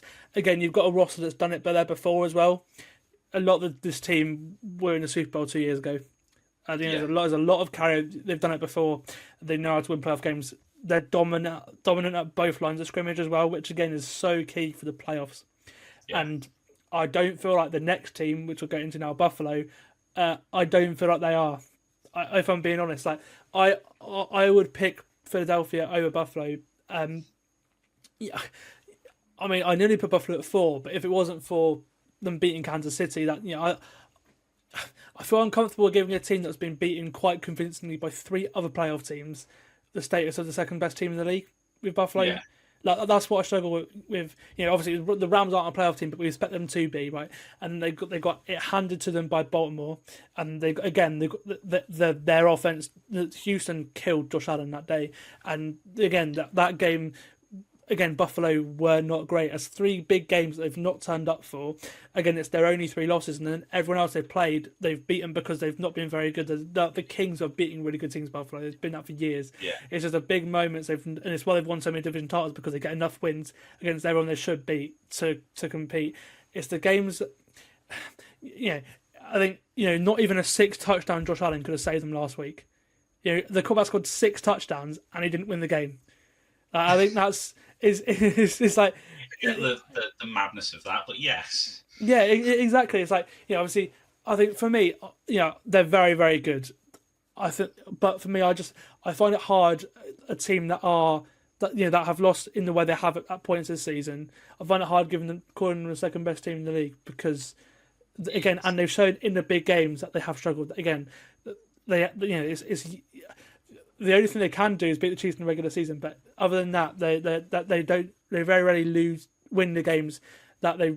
This team, we feel like it could have a Super Bowl by now, and there's a reason why they've not really got there. Obviously, the Chiefs are a big reason for that, but yeah, it's like they've shown they can beat them in the regular season, but when it really matters, they cannot beat them, and that's and that's it there. Obviously, that being said, the threat of Josh Allen alone would make him a threat against anyone, and it's why they are so good. Because he is the closest thing to a machine that the NFL has. Like, I think he's even more. I think he's even more virtually unplayable than Mahomes is at times. So he's and that's why he is the MVP favorite. I think right now I'd give it to Saquon just because he has transformed that team. But and I don't feel like the Bills are going to get the 1 seed. As I mentioned every week, the MVP has not come from a 1 seed for about 8 years now. But moments win you MVP, and that moment against the Chiefs may be what does it. Obviously that. But again, I don't know if I can feel comfortable, because again, he has not performed or been killed in games where they should. Yeah, I know. But again, look, Sean McDermott's defense has been up and down this year, more down last week, but about what we expected off the amount of guys they lost. Getting guys back now, which is good. But yeah, they're good. They really are good. But I feel like I picked Philadelphia just because I feel like they're sound at both lines. They have the run game. That I feel like they have everything. They have the better defenses too. They have everything you need to do in the playoffs. The Bills dominate bad teams like no other team. They always have enough wins to get a home playoff game. Probably win 1 or 2. But in those moments where it matters, and the big games for seeding like the 1 seed, I don't feel like they're ever gonna. Be in that situation to be the best team in the league. It's a tough one because when you look at it as if you break down all the components and look at the defense in terms of how the turnover's been, the inconsistency on the offense and everything, you look at them and say everything you say that they are not a team that you think is going to win a Super Bowl. And then you sort of look at the performances against the Chiefs, and even though it's a case of you've got the Chiefs' number in the regular season, the problem you have is it depends how you consider a power ranking. Is it who is the best team head-to-head on any given day, or is it who do you think has a decent chance of winning the Super Bowl if there wasn't such a thing as like divisions and wildcards and it was just a straight plain knockout, for example? And the way that it sort of shakes out, it's like you see the Bills as one of the few teams that can beat the Chiefs any given week. And, in a sort of toss-up environment, yes, you could probably still make the case for the Eagles, but the Bills have more history on that regard. And say Josh Allen is say an absolute machine, and he's doing it with a questionable roster around him. Like the thing that I'm pretty much with you in that I did put the Bills at 2, but I really contemplated having them down as low as 4, just because to me James Cook has flattered to deceive. The whole run game outside of Josh Allen has been shaky at best, and then the passing game's been very unusual. You've had no standout, especially when it comes to fantasy. Khalil Shakir has been about as good as they've got. The trade for Amari Cooper doesn't seem to have done anything. Dalton Kincaid is a non-event. Curtis Samuel has been a non-event. And it's like, you're like, how on earth are they putting up all of these points? But then you sort of look at the Chiefs and go, well, we've asked the same question of them for years and still here we are. So sort of, fallen from the same tree, if you wish. But the overall playoff situation, if the Bills can just get one over the line and get to a Super Bowl in that regard, there's something there that they have in Josh Allen that other teams don't have. And however much Saquon is that player for the Eagles and has a better supporting cast than Allen does,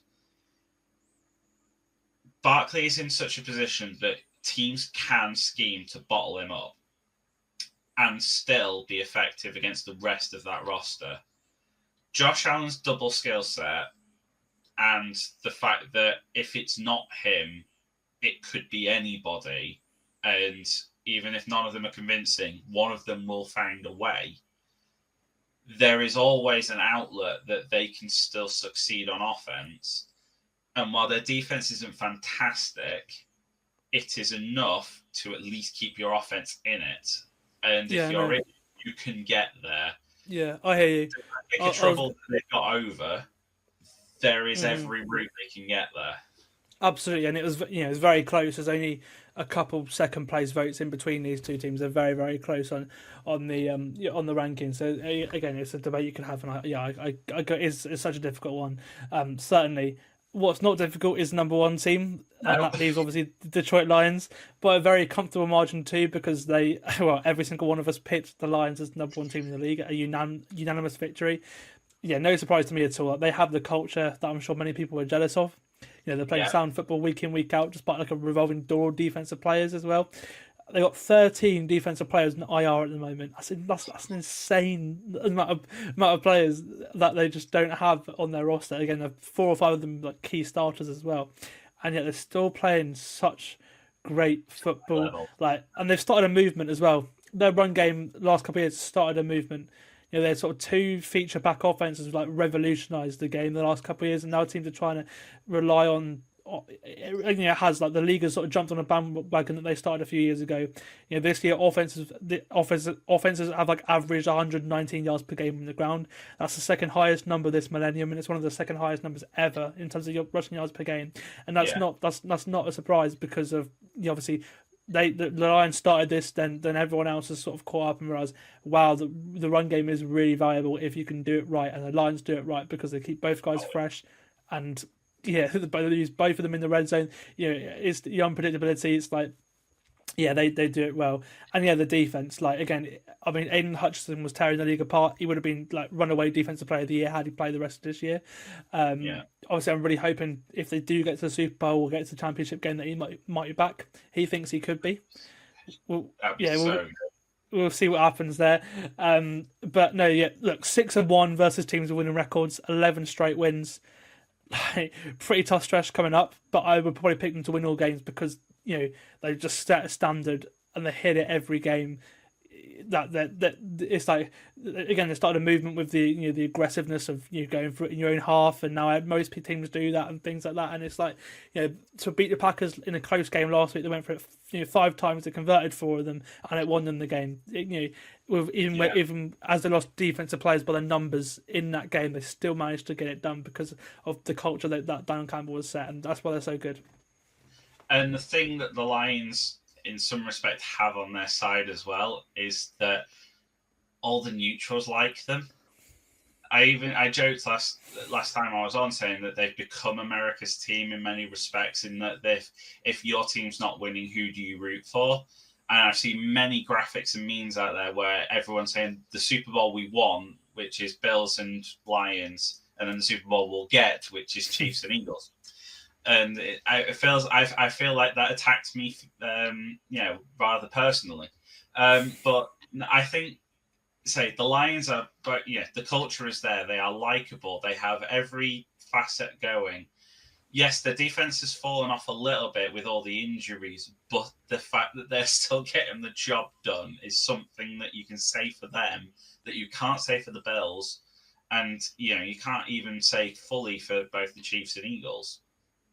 And yeah, if there is a team that has aura on their side, and the only thing that they don't have on their side is history, and it feels like this is an organization, a coaching situation, a atmosphere that doesn't give an absolute damn about history, and is well. They're going to go. They're going to go from the team with the longest record about a playoff win, or even playoff streak. They're both. They're going to go from that to Super Bowl in 2 years. Possibly, yes. It's like, that's what we expect. It's like last year they got over that demon. They won another game as well. Got to the championship game again. Now everyone's expecting them to take the step, and that's why they're number one in this power ranking. If there's one thing I want more than anything, other than a Steelers Super Bowl, obviously, I've got to caveat that, it would be for the Lions to win the Super Bowl on a play that is an eligible lineman downfield. Yeah, getting a touchdown after what happened early in the season. That's skipper being eligible, coming out to the end zone, and that being the game winner. That would just feel like poetic justice in many respects. Solid, make it a fourth down. Let's just make it full Lions. Winning it on a fourth down play, 5 yards from the end on a fourth and goal from the 5-yard line, and it being an eligible lineman downfield that goes and wins the game. It's so Dan Campbell. There's a team that will. It's the Lions, and I'm here for it. Yeah, they're certainly been entertaining us the last couple of years. Okay, well, that's it. The Lions are the best team in the league, according to our experts. In fact, every single one of us thinks the Lions are the best team in the league. So yeah, and I'm sure many of you listeners do as well. Okay, let's quickly get through the picks for this week as well. It's going to be a very long podcast, but it's always extra content for everyone, which is always really good. Let's go. No, I'm the same though. Yeah, I absolutely love talking, and it just shows how good of a topic it is, the power ranking, because you could certainly everyone's interested in it. Yeah. You cover all 32 teams, and it's certainly gonna get audience. Okay, we'll go over to the week 15 picks. All picks against the spread. As always, well done to everyone that's had a good week in our pick and pool. I didn't have a great week. I went 6-6 last week compared to my 12-3 the week before. So I'm a little bit behind, but I'm in the top 10 or so in our pool, and obviously everyone that joined pre-season as well can see that. Okay, we'll start with Thursday night football. That's going to kick off in about 2 hours now, from when we're recording. So by the time you're probably listening to this, it's either just started or it would have been yesterday night. The Niners host the Rams. The Niners surprisingly are 3.5 point favourites, despite obviously, being the inferior team as our ranking suggests. Yeah. I'm going to go for the Rams win 3. I don't know who wins this game, but I just feel like the Rams should win this game. If they're who we think we are, they should win this game. But the Niners last week they beat out the Thomas Brown-led interim Bears, but they did look at least to a level where they could compete in this game. And normally Shanahan has had his way with McVay, but the Rams have already beaten him once this year. We'll see what happens in the second time. I think people have bought the bounce back and the fact that it's the Rams and they're not going to lose to them twice, but I've gone Rams as well because I think that momentum's on their side, roster's on their side, confidence and fitness is also on their side. So I've gone Rams, and I think they win the game as well. Yeah. I don't know if they win the game, but I think it'll be close, as division games always will. And yeah, obviously 3.5 point underdogs. I feel like that's quite a good thing to take, even if I don't think they're going to win the game. Okay, we'll go over to the early window. Then a massive early window this week with what, 10 games, or no, sorry, 7 games. I can't count. Okay, yeah, a big late window as well. Obviously, as every team plays. Okay, we'll go with Carolina against the Cowboys. Who would have thought this? Who would have thought this 12 months ago? The Carolina Panthers are favoured against Dallas Cowboys. Just shows how both team seasons have sort of ebbed and flowed, really. Look, I honestly feel like the Panthers are a better coach team, and I feel like that gets them the job as 1.5 point favourites at home. I'm picking them to cover. Yeah, Panthers by 2. I've been boring and gone for the Cowboys because I feel like is the turnaround really that heavy? But when I suppose you look at the Cowboys and you go, you don't know where they're buying a win from, and the Panthers is one of the few places they can. But the Panthers on the upward trajectory, I can see them doing it. But they've gone from the worst offensive line in the league to one of the best this year. The Panthers they've actually had a good offensive line, and that's part of the reason why Bryce has played so well. Well, the one thing the Cowboys have is pass rush. If they can nullify to an effect Micah Parsons, the Panthers do win this game. It's just whether they can or not. I'm going with that they can't, and that the Cowboys can do enough to get it done. And it's more that they have that extra 1.5 points in case it's close or a tie or whatever else. Because it feels like the most NFL thing that this is a game that you don't expect at the beginning of the season the Panthers ever to be the favourites. They are, and then it's one of those ends in a tie. Because they're just both teams end up being inept on offense in overtime. I can see it now. So yeah, obviously, yeah, I agree with you. It does feel like a sort of like last second field goal in overtime where both teams can't score. That's exactly what this game feels like. Yeah. Maybe not quite, but 10. Okay, 10. Yeah, okay. We mentioned earlier it's really hard to pick the Chiefs to cover this year, and I'm carrying on that trend. They are 4.5 point favourites on the road going into Cleveland. I think the Chiefs probably win, but again, I just feel like it's going to be some sort of field goal hoodoo to beat the Browns. The Browns have been competitive recently. They're a well coached team as well. So now we're seeing that because it shows how bad Deshaun is. But no, yeah, give me the Browns to come within 4. I feel like the Chiefs win the game, but I do feel like it's going to be another Chiefs 1-score game that they're going to win. That feels like the default opinion with the Chiefs, and I'm very much in the same boat. In that, it's just don't do the spread, especially when it's more than 3. But watch this week, we've spent 10-15 minutes bashing them for that very reason, and now watch them win this by about 20. But my money's on, say, the Browns to cover 4.5. Awesome. We talked about this game a little bit earlier. Miami going into Houston. Miami hoping to get to 500 and really put pressure on the playoff teams in the playoffs right now in the wildcard race. Houston need this one probably just to get over Indianapolis. Houston are 3.5 point favourites at home. I don't know who wins this game. I feel like I mentioned earlier that if Miami can stop Joe Mixon, they probably do win the game. Judging by history, they may be able to this year. So I'm going to pick Miami in 3. I don't know who wins this game, but I do think that Miami can certainly make this one a close game. But then I think this is a toss up. But I don't feel like the Texans are going to run away by this one by any means. Yeah, my default in these situations where I feel like it's a coin toss, pick the team who's the underdog, take the extra points, and that's where I'm going with this one as well with the Dolphins. All right, a battle between 2, 3, and 10 teams as the Jags the Jags host the Jets. It's not for this game. Exactly. Now the Jets gave us an offense last week, so I'm going to pick the Jets to cover the 3.5 point spread that they're favoured by. Judging by these two teams, they've been so inconsistent or just like crazy weird this year, and so disappointing. It could be anything, but I just feel like they got a groove going last week on offense. Rodgers had his first 300-yard game in 3 years, and both receivers over 100 yards against a defense that Jalen Ramsey was not an All-Pro level at points this year.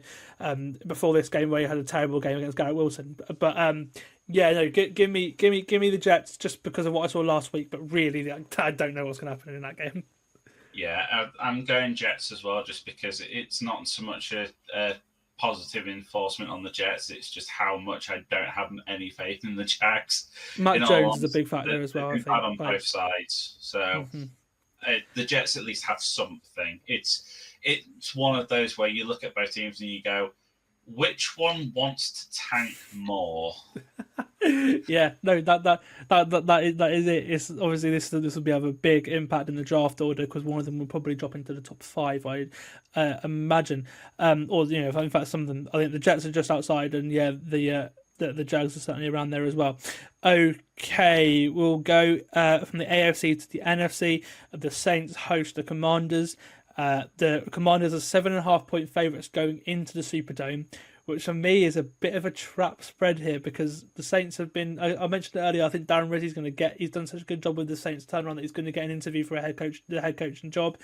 I don't know who wins this game, but Washington have not. They've struggled in at points this year. Yes, they're coming off a bye, but the Saints have produced offense when needed in games. They've kept a lot of games interesting. I thought Washington probably do win, but I certainly feel like the Saints are going to keep this within a score. Yeah, it's 7.5 feels way too high. They're not. The Commanders, especially are not if it was in Washington, maybe. But the fact it's in New Orleans, like, yeah, it's one of those.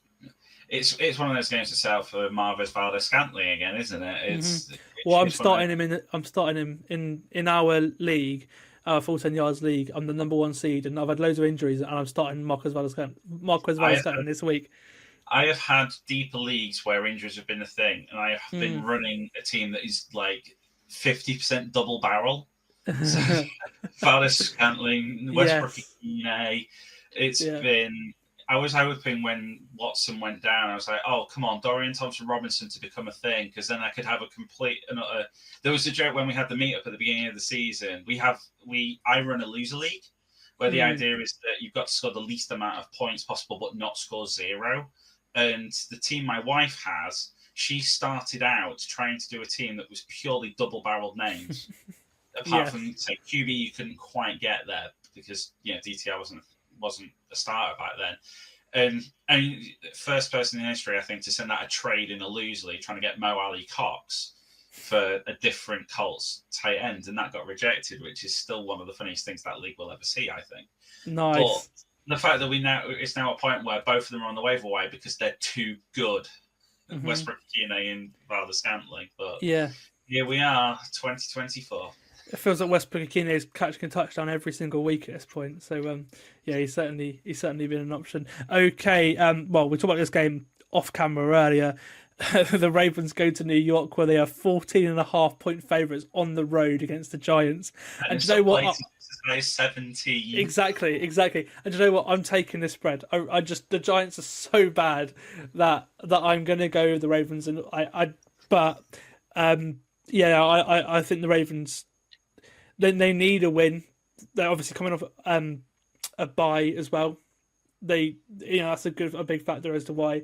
To keep them in touch with Pittsburgh, they need a win. They normally rebound from losses really well, and all of a sudden in big moments in the season. Yeah, I feel like now is a time that Baltimore start to hit a groove, and they blow out the Giants. I'm picking it. I'm going Giants. Wow. Even at 14.5. I just think Ravens win the game comfortably, but I think they might go into conservation mode and basically do just enough because they know they've got bigger fish to fry. In some ways, it's how they've been built through the season, is that they're more interested in playoff football. They're not going to want to waste energy on the Giants. They know that they can sort of... I bet it'll feel like a preseason game where they get the job done early, and it's not necessarily resting starters, but it's just slow the game right down. Like it's one to take the under as a whole, certainly. So I can see them basically making sure that they always hold them to like 10 points, so they're always 2 scores ahead, but not putting the foot down on the throat and throttling it, for example. I think so. 14.5 being a 2 touchdown thing, I can see them sort of I can't see them going beyond it. So I'm actually going to say the Giants, which Nice. feels wrong on a. Yeah, I know. Let's see what football. let's see what Tommy DeVito can do, because he's starting ahead of Drew Lock What's this he been week. cooking? Yeah, let's see exactly what he can do. Okay, and the final game of the early window sees Brian Callahan host his former team. The Titans host the Bengals. The Bengals are 5.5 point favourites going into Tennessee. I think the Bengals win, but I feel like most Bengals games is going to be a close game. I feel like also the Titans are a very good defense. They can cover, which is they're a very good pass defense. So I feel like this game could be closer than many people think it can be. I think the Bengals win, but the Titans keep it close. Give me the Titans over 5.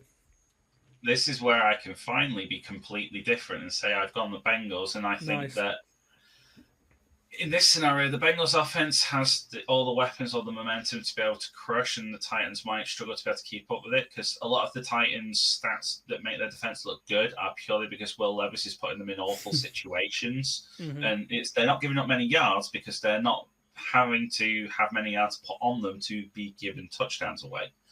And in the same bank, even though the Bengals defense is atrocious, they are also against an atrocious QB in Will Levis, and the rest of the roster is not really clicking at the moment. And it's the kind of get-right game that the Bengals probably need. So I've gone Bengals to cover it, and I think this is the one that I would put the blowout on. Nice. Okay, a bit different. We're going into the early window. This one, I was tempted to go with the Patriots as 6.5 point underdogs in Arizona. But I've just gone with a better team. I've just gone with a better team. Like I'm going with Arizona by 7. Yeah, it is a close one. I really like Drake May. The Cardinals don't really have a home field advantage either. I think they're 3-6 or something. Or I think they're 3 and something. They've got a losing record at home, which again for a team that's around 500 that's not what you want. Yes, but I'm going to go Arizona just because I feel like they're a better team. They're going to rebound from the last couple of weeks. Patriots offensive line is terrible. If they can get some pass rush, I feel like they can do something. And the Patriots defense hasn't been the best either. So give me Arizona, but I'm not confident on this one. Yeah, I've gone Patriots because I think the Cards win, but not by that much. I think however much the Patriots have been between woeful and meh, they've still had enough about them to feel like, well, there's shoots of something, even if it's not great, at least it's something. And the Cardinals are the kind of team that can get stuck against something. And it doesn't take much sometimes. And it's being unconvincing on both sides makes me think it's going to be a close game, which means that a 6.5 point spread is too much to really turn down from any underdog. So even though it's the Patriots, I think 6.5 is enough for me to go for it. Nice. Okay, get that game out of the way. The rest of the late window is really good, starting by a huge game in the AFC. Yeah, starting by a huge game in the AFC wildcard race. The Broncos host the Colts. I'm going to pick the Broncos to cover the 3.5 point spread there, favoured by just purely by I think they're the better team and they've got they've got better defense. The best defense, the best unit in this game is their defense. And Anthony Richardson's turnover pro, their safeties and Pat Surtain can pick off the football really well. They're one of the best teams at doing that. I feel like it's a bad matchup for Indianapolis. Denver goes 9-5 for me and cover the 3.5 point spread. This was the one I actually agonized over the most, and I still, when I did the first iteration of this, it was 4.5 for the Colts, and I was like, I'm gonna go for the Colts because they're in win now, like they need to win to get in. They've had the turnaround seemingly coming along, and it's the kind of game where the Broncos could potentially fall a little bit. But the more I go on it, and now with it being 3.5. Everything just points towards it being a Broncos kind of game. It's one of those, I think all along I've said the Broncos will win the match, but it's how much by effectively, and it's probably going to be one of those where it goes in the final play, the final drive. The Colts have the ball with a chance to go on and win it. Richardson goes for a bomb downfield, gets picked off, and Surtain brings it back for 7, and that's the spread killer. Yeah, something like that. That possibility being there means I'm kind of flippy and saying I want to go Broncos now. Awesome. Okay, big game. Well, the game of the week of one of two certainly. The number one Lions in our power rankings play the number two Bills in our power rankings. The Lions are favored by 1.5, obviously in Detroit. I'm going to go the Lions again. I pretty much said the Bills. I don't like the Bills in big games. This is a huge game. The Lions are the least healthy of the teams. And that does worry me against Josh Allen on the defensive line. But I just feel like I'm rolling with Detroit. I don't know. If it was 3.5, I may think about picking Buffalo. But I feel like I'm going to go for the home team. That place is, they don't lose that place. That 1.5 is a tough one. I mean, it was 2.5 when I was first looking, but 2.5, 1.5 realistically. Last second field goal situation. I think 3.5 is where it would be a clincher. I think really you're saying who's winning the game. I'm going Buffalo. I think the injuries are a thing. I feel like if you back the Lions now, you're expecting them to win out all the way to the Super Bowl, and I feel like they probably almost need another level of adversity. But at the same time, I don't think this run is going to be forever, and they need this. There is going to be something that challenges them, and the Bills are the team that can. Whether it's a false dawn for the Bills or whether it's their sort of awakening into, maybe this is for real kind of thing, I'm not sure. But I just feel like Buffalo's been gearing up for this to be their statement. They've had some dodgy games in the past, but if you win this. Yeah, if you say they've got the number against the Chiefs, this is the one where you prove that you are real. And I think this is where they do it. Absolutely. And I'm sure Philadelphia would love to hear that because they have a chance to really put pressure on Detroit.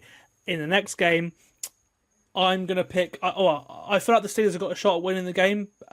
But as 5.5 point underdogs, I'm definitely picking the Steelers to win 5 here. I really like this bet. I might actually bet it this week actually, because the Steelers don't get blown out, do they? Like I think that's the thing. I don't know who wins the game, but Pittsburgh 5.5.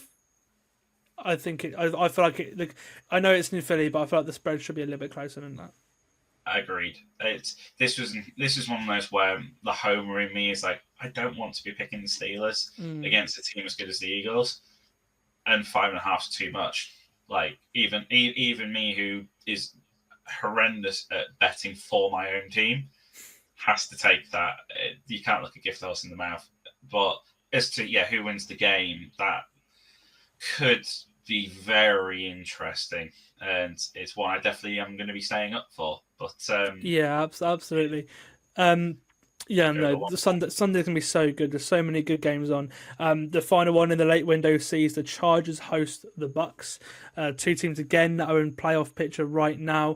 The Chargers really need this one to keep Denver behind them, and to make sure that they don't face threats from the Colts or the Dolphins should they win this weekend as well. I don't know if they win it or not, but I'm going to pick the Bucks to win too, just because I feel like I feel like these games of like Baker Mayfield just thrives in them all the time. I think it'll be very close, and because of that, I'll pick the Bucks on the road, as the underdog. And I feel like this game is just made for Baker Mayfield to either do something really stupid and throw 3 picks like he's done, or have a moment. Well, in fact, he did that against the Lions and still had a moment and still won. I feel like this game is like the Bucks game where the Chargers. Yeah, the Chargers against good teams again. I think they're 1-4 against playoff teams. The Bucks, if it wasn't for Godwin's injury and the other injuries they'd firmly be a playoff team. And I feel like that's what Tampa Bay get over the Chargers because they've been there, they've done it before. A lot of this team won a Super Bowl a couple of years ago. Yeah, another one of those. If it's a toss-up, pick the underdog, and I've gone Bucks. But at the same time, this is one of those where the Bucks' weakness has been defense. Their strength has been offense. The Chargers, their strength seems to have been defense, and their offense is still a little banged up at the minute. And in this scenario, I want to back the offense over the defense in this scenario, especially with playoff implications on the line. I feel like the Bucks can overcome the Chargers' defense better than the Chargers' offense will be able to overcome themselves. Really, and I think that kind of it's Herbert versus Baker. Who would you rather have trying to win you the game in the fourth quarter? Because I think that might be how this game goes. I pick Baker. It's Baker. So Tampa Bay. Absolutely. Okay, Sunday Night Football, again a huge game. 2 playoff teams, the Seahawks, leaders of the NFC West, host the Packers, who are obviously one of the big wild card teams. The Seahawks are underdogs in Central Link, or what's it called, Lumen Field now. The underdogs in Seattle, despite only having one loss less than the Packers. And you know what? I mentioned earlier, I don't trust Seattle yet. I feel like Green Bay, if they get rolling, they're going to be unstoppable. They're going to be, they're going to go deep in the playoffs. And I think this starts there. So give me Green Bay by 3.5. Oh, sorry, by 4. Sorry. No, it was 2.5 when I was looking. Yeah, so it's 3.5 point spread. So give me Green Bay by 4. Yeah, if 2.5, 3.5, any which way, I'm going Green Bay. In that, I think this is where the Packers have a situation where in a week when one of the wide receivers has an absolute dud, the next week they seem to come out firing. So watch Jaden Reed have a game, and absolutely, watch that offense become like unplayable again, and suddenly all the talk is back to, okay, the Packers really are a Super Bowl caliber team. It feels like this could be a get right game, even if the Seahawks wouldn't be a team you would pick to play as a get right game. I think it almost needs to be, and I think that it's just going to happen. Yeah, absolutely. And 10 wins will probably secure your wildcard spot as well, whatever happens the rest of the season too. And bear in mind, it further induces the chaos NFC West, the NFC West, especially if the Niners win. Absolutely. Okay, the first of 2 Monday Night Football games sees the Vikings host their division rival Bears. I'm going to pick the Vikings by 7.5 here, just purely because from what we saw from the Bears last week, it's like, division games and everything is always going to have extra fuel and everything, right? But the Vikings, again, against bad teams, they put up points. I don't feel like Chicago can put up points, and Caleb Williams, rookie quarterback, going against Brian Flores, he's that sort of defense can confuse the hell out of a rookie quarterback as well. So I'm going to go with Minnesota by 7.5 points, which does kill me because it is a huge spread for a division game. But Chicago disappointed me so much with their new coach bounce last week. Yeah, I'm going inverse in that. I'm going with that narrative of it's a division game and it's too big a spread to ignore. But at the same time, it's what we're saying about Minnesota are winning still a lot of close games, and they've all. I don't want to say that they've gone a bit Chiefsy, but it feels a bit that way at times. Absolutely, yeah. Quarterback, but Chicago are the kind of team where, however bad they are, they still have enough of a performance in them that they can run a team close and then just not make it over the line. And it feels like one of those kind of games. So I'm going to go for Chicago just purely based on how big that spread is.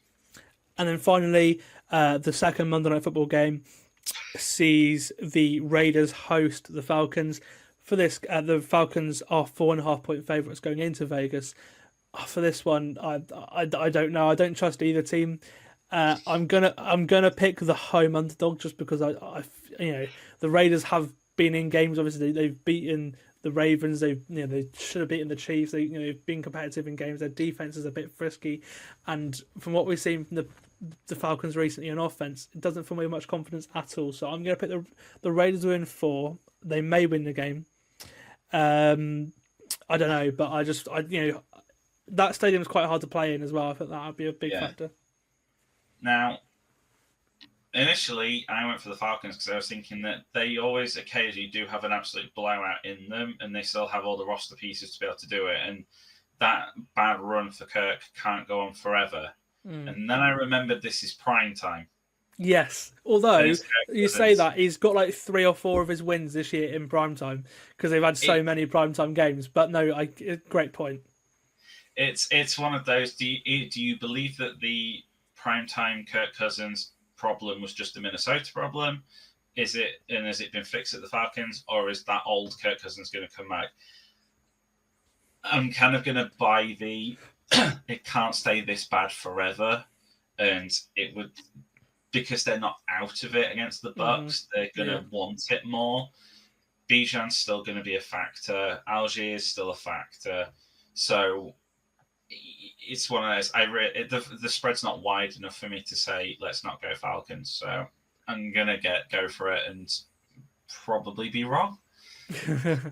Well, there we are. That is week 15 picked, and we've done our massive power ranking. A big thank you to James for joining me. Again, a massive 2-hour podcast, as just shows how much I talk about today. But it's been fun. It's just ticked over midnight as well. So Thursday Night Football is about an hour and a half away. This probably comes out probably when kickoff is on, to be honest with you. So so you can watch this afterwards or in the morning as you're waking up.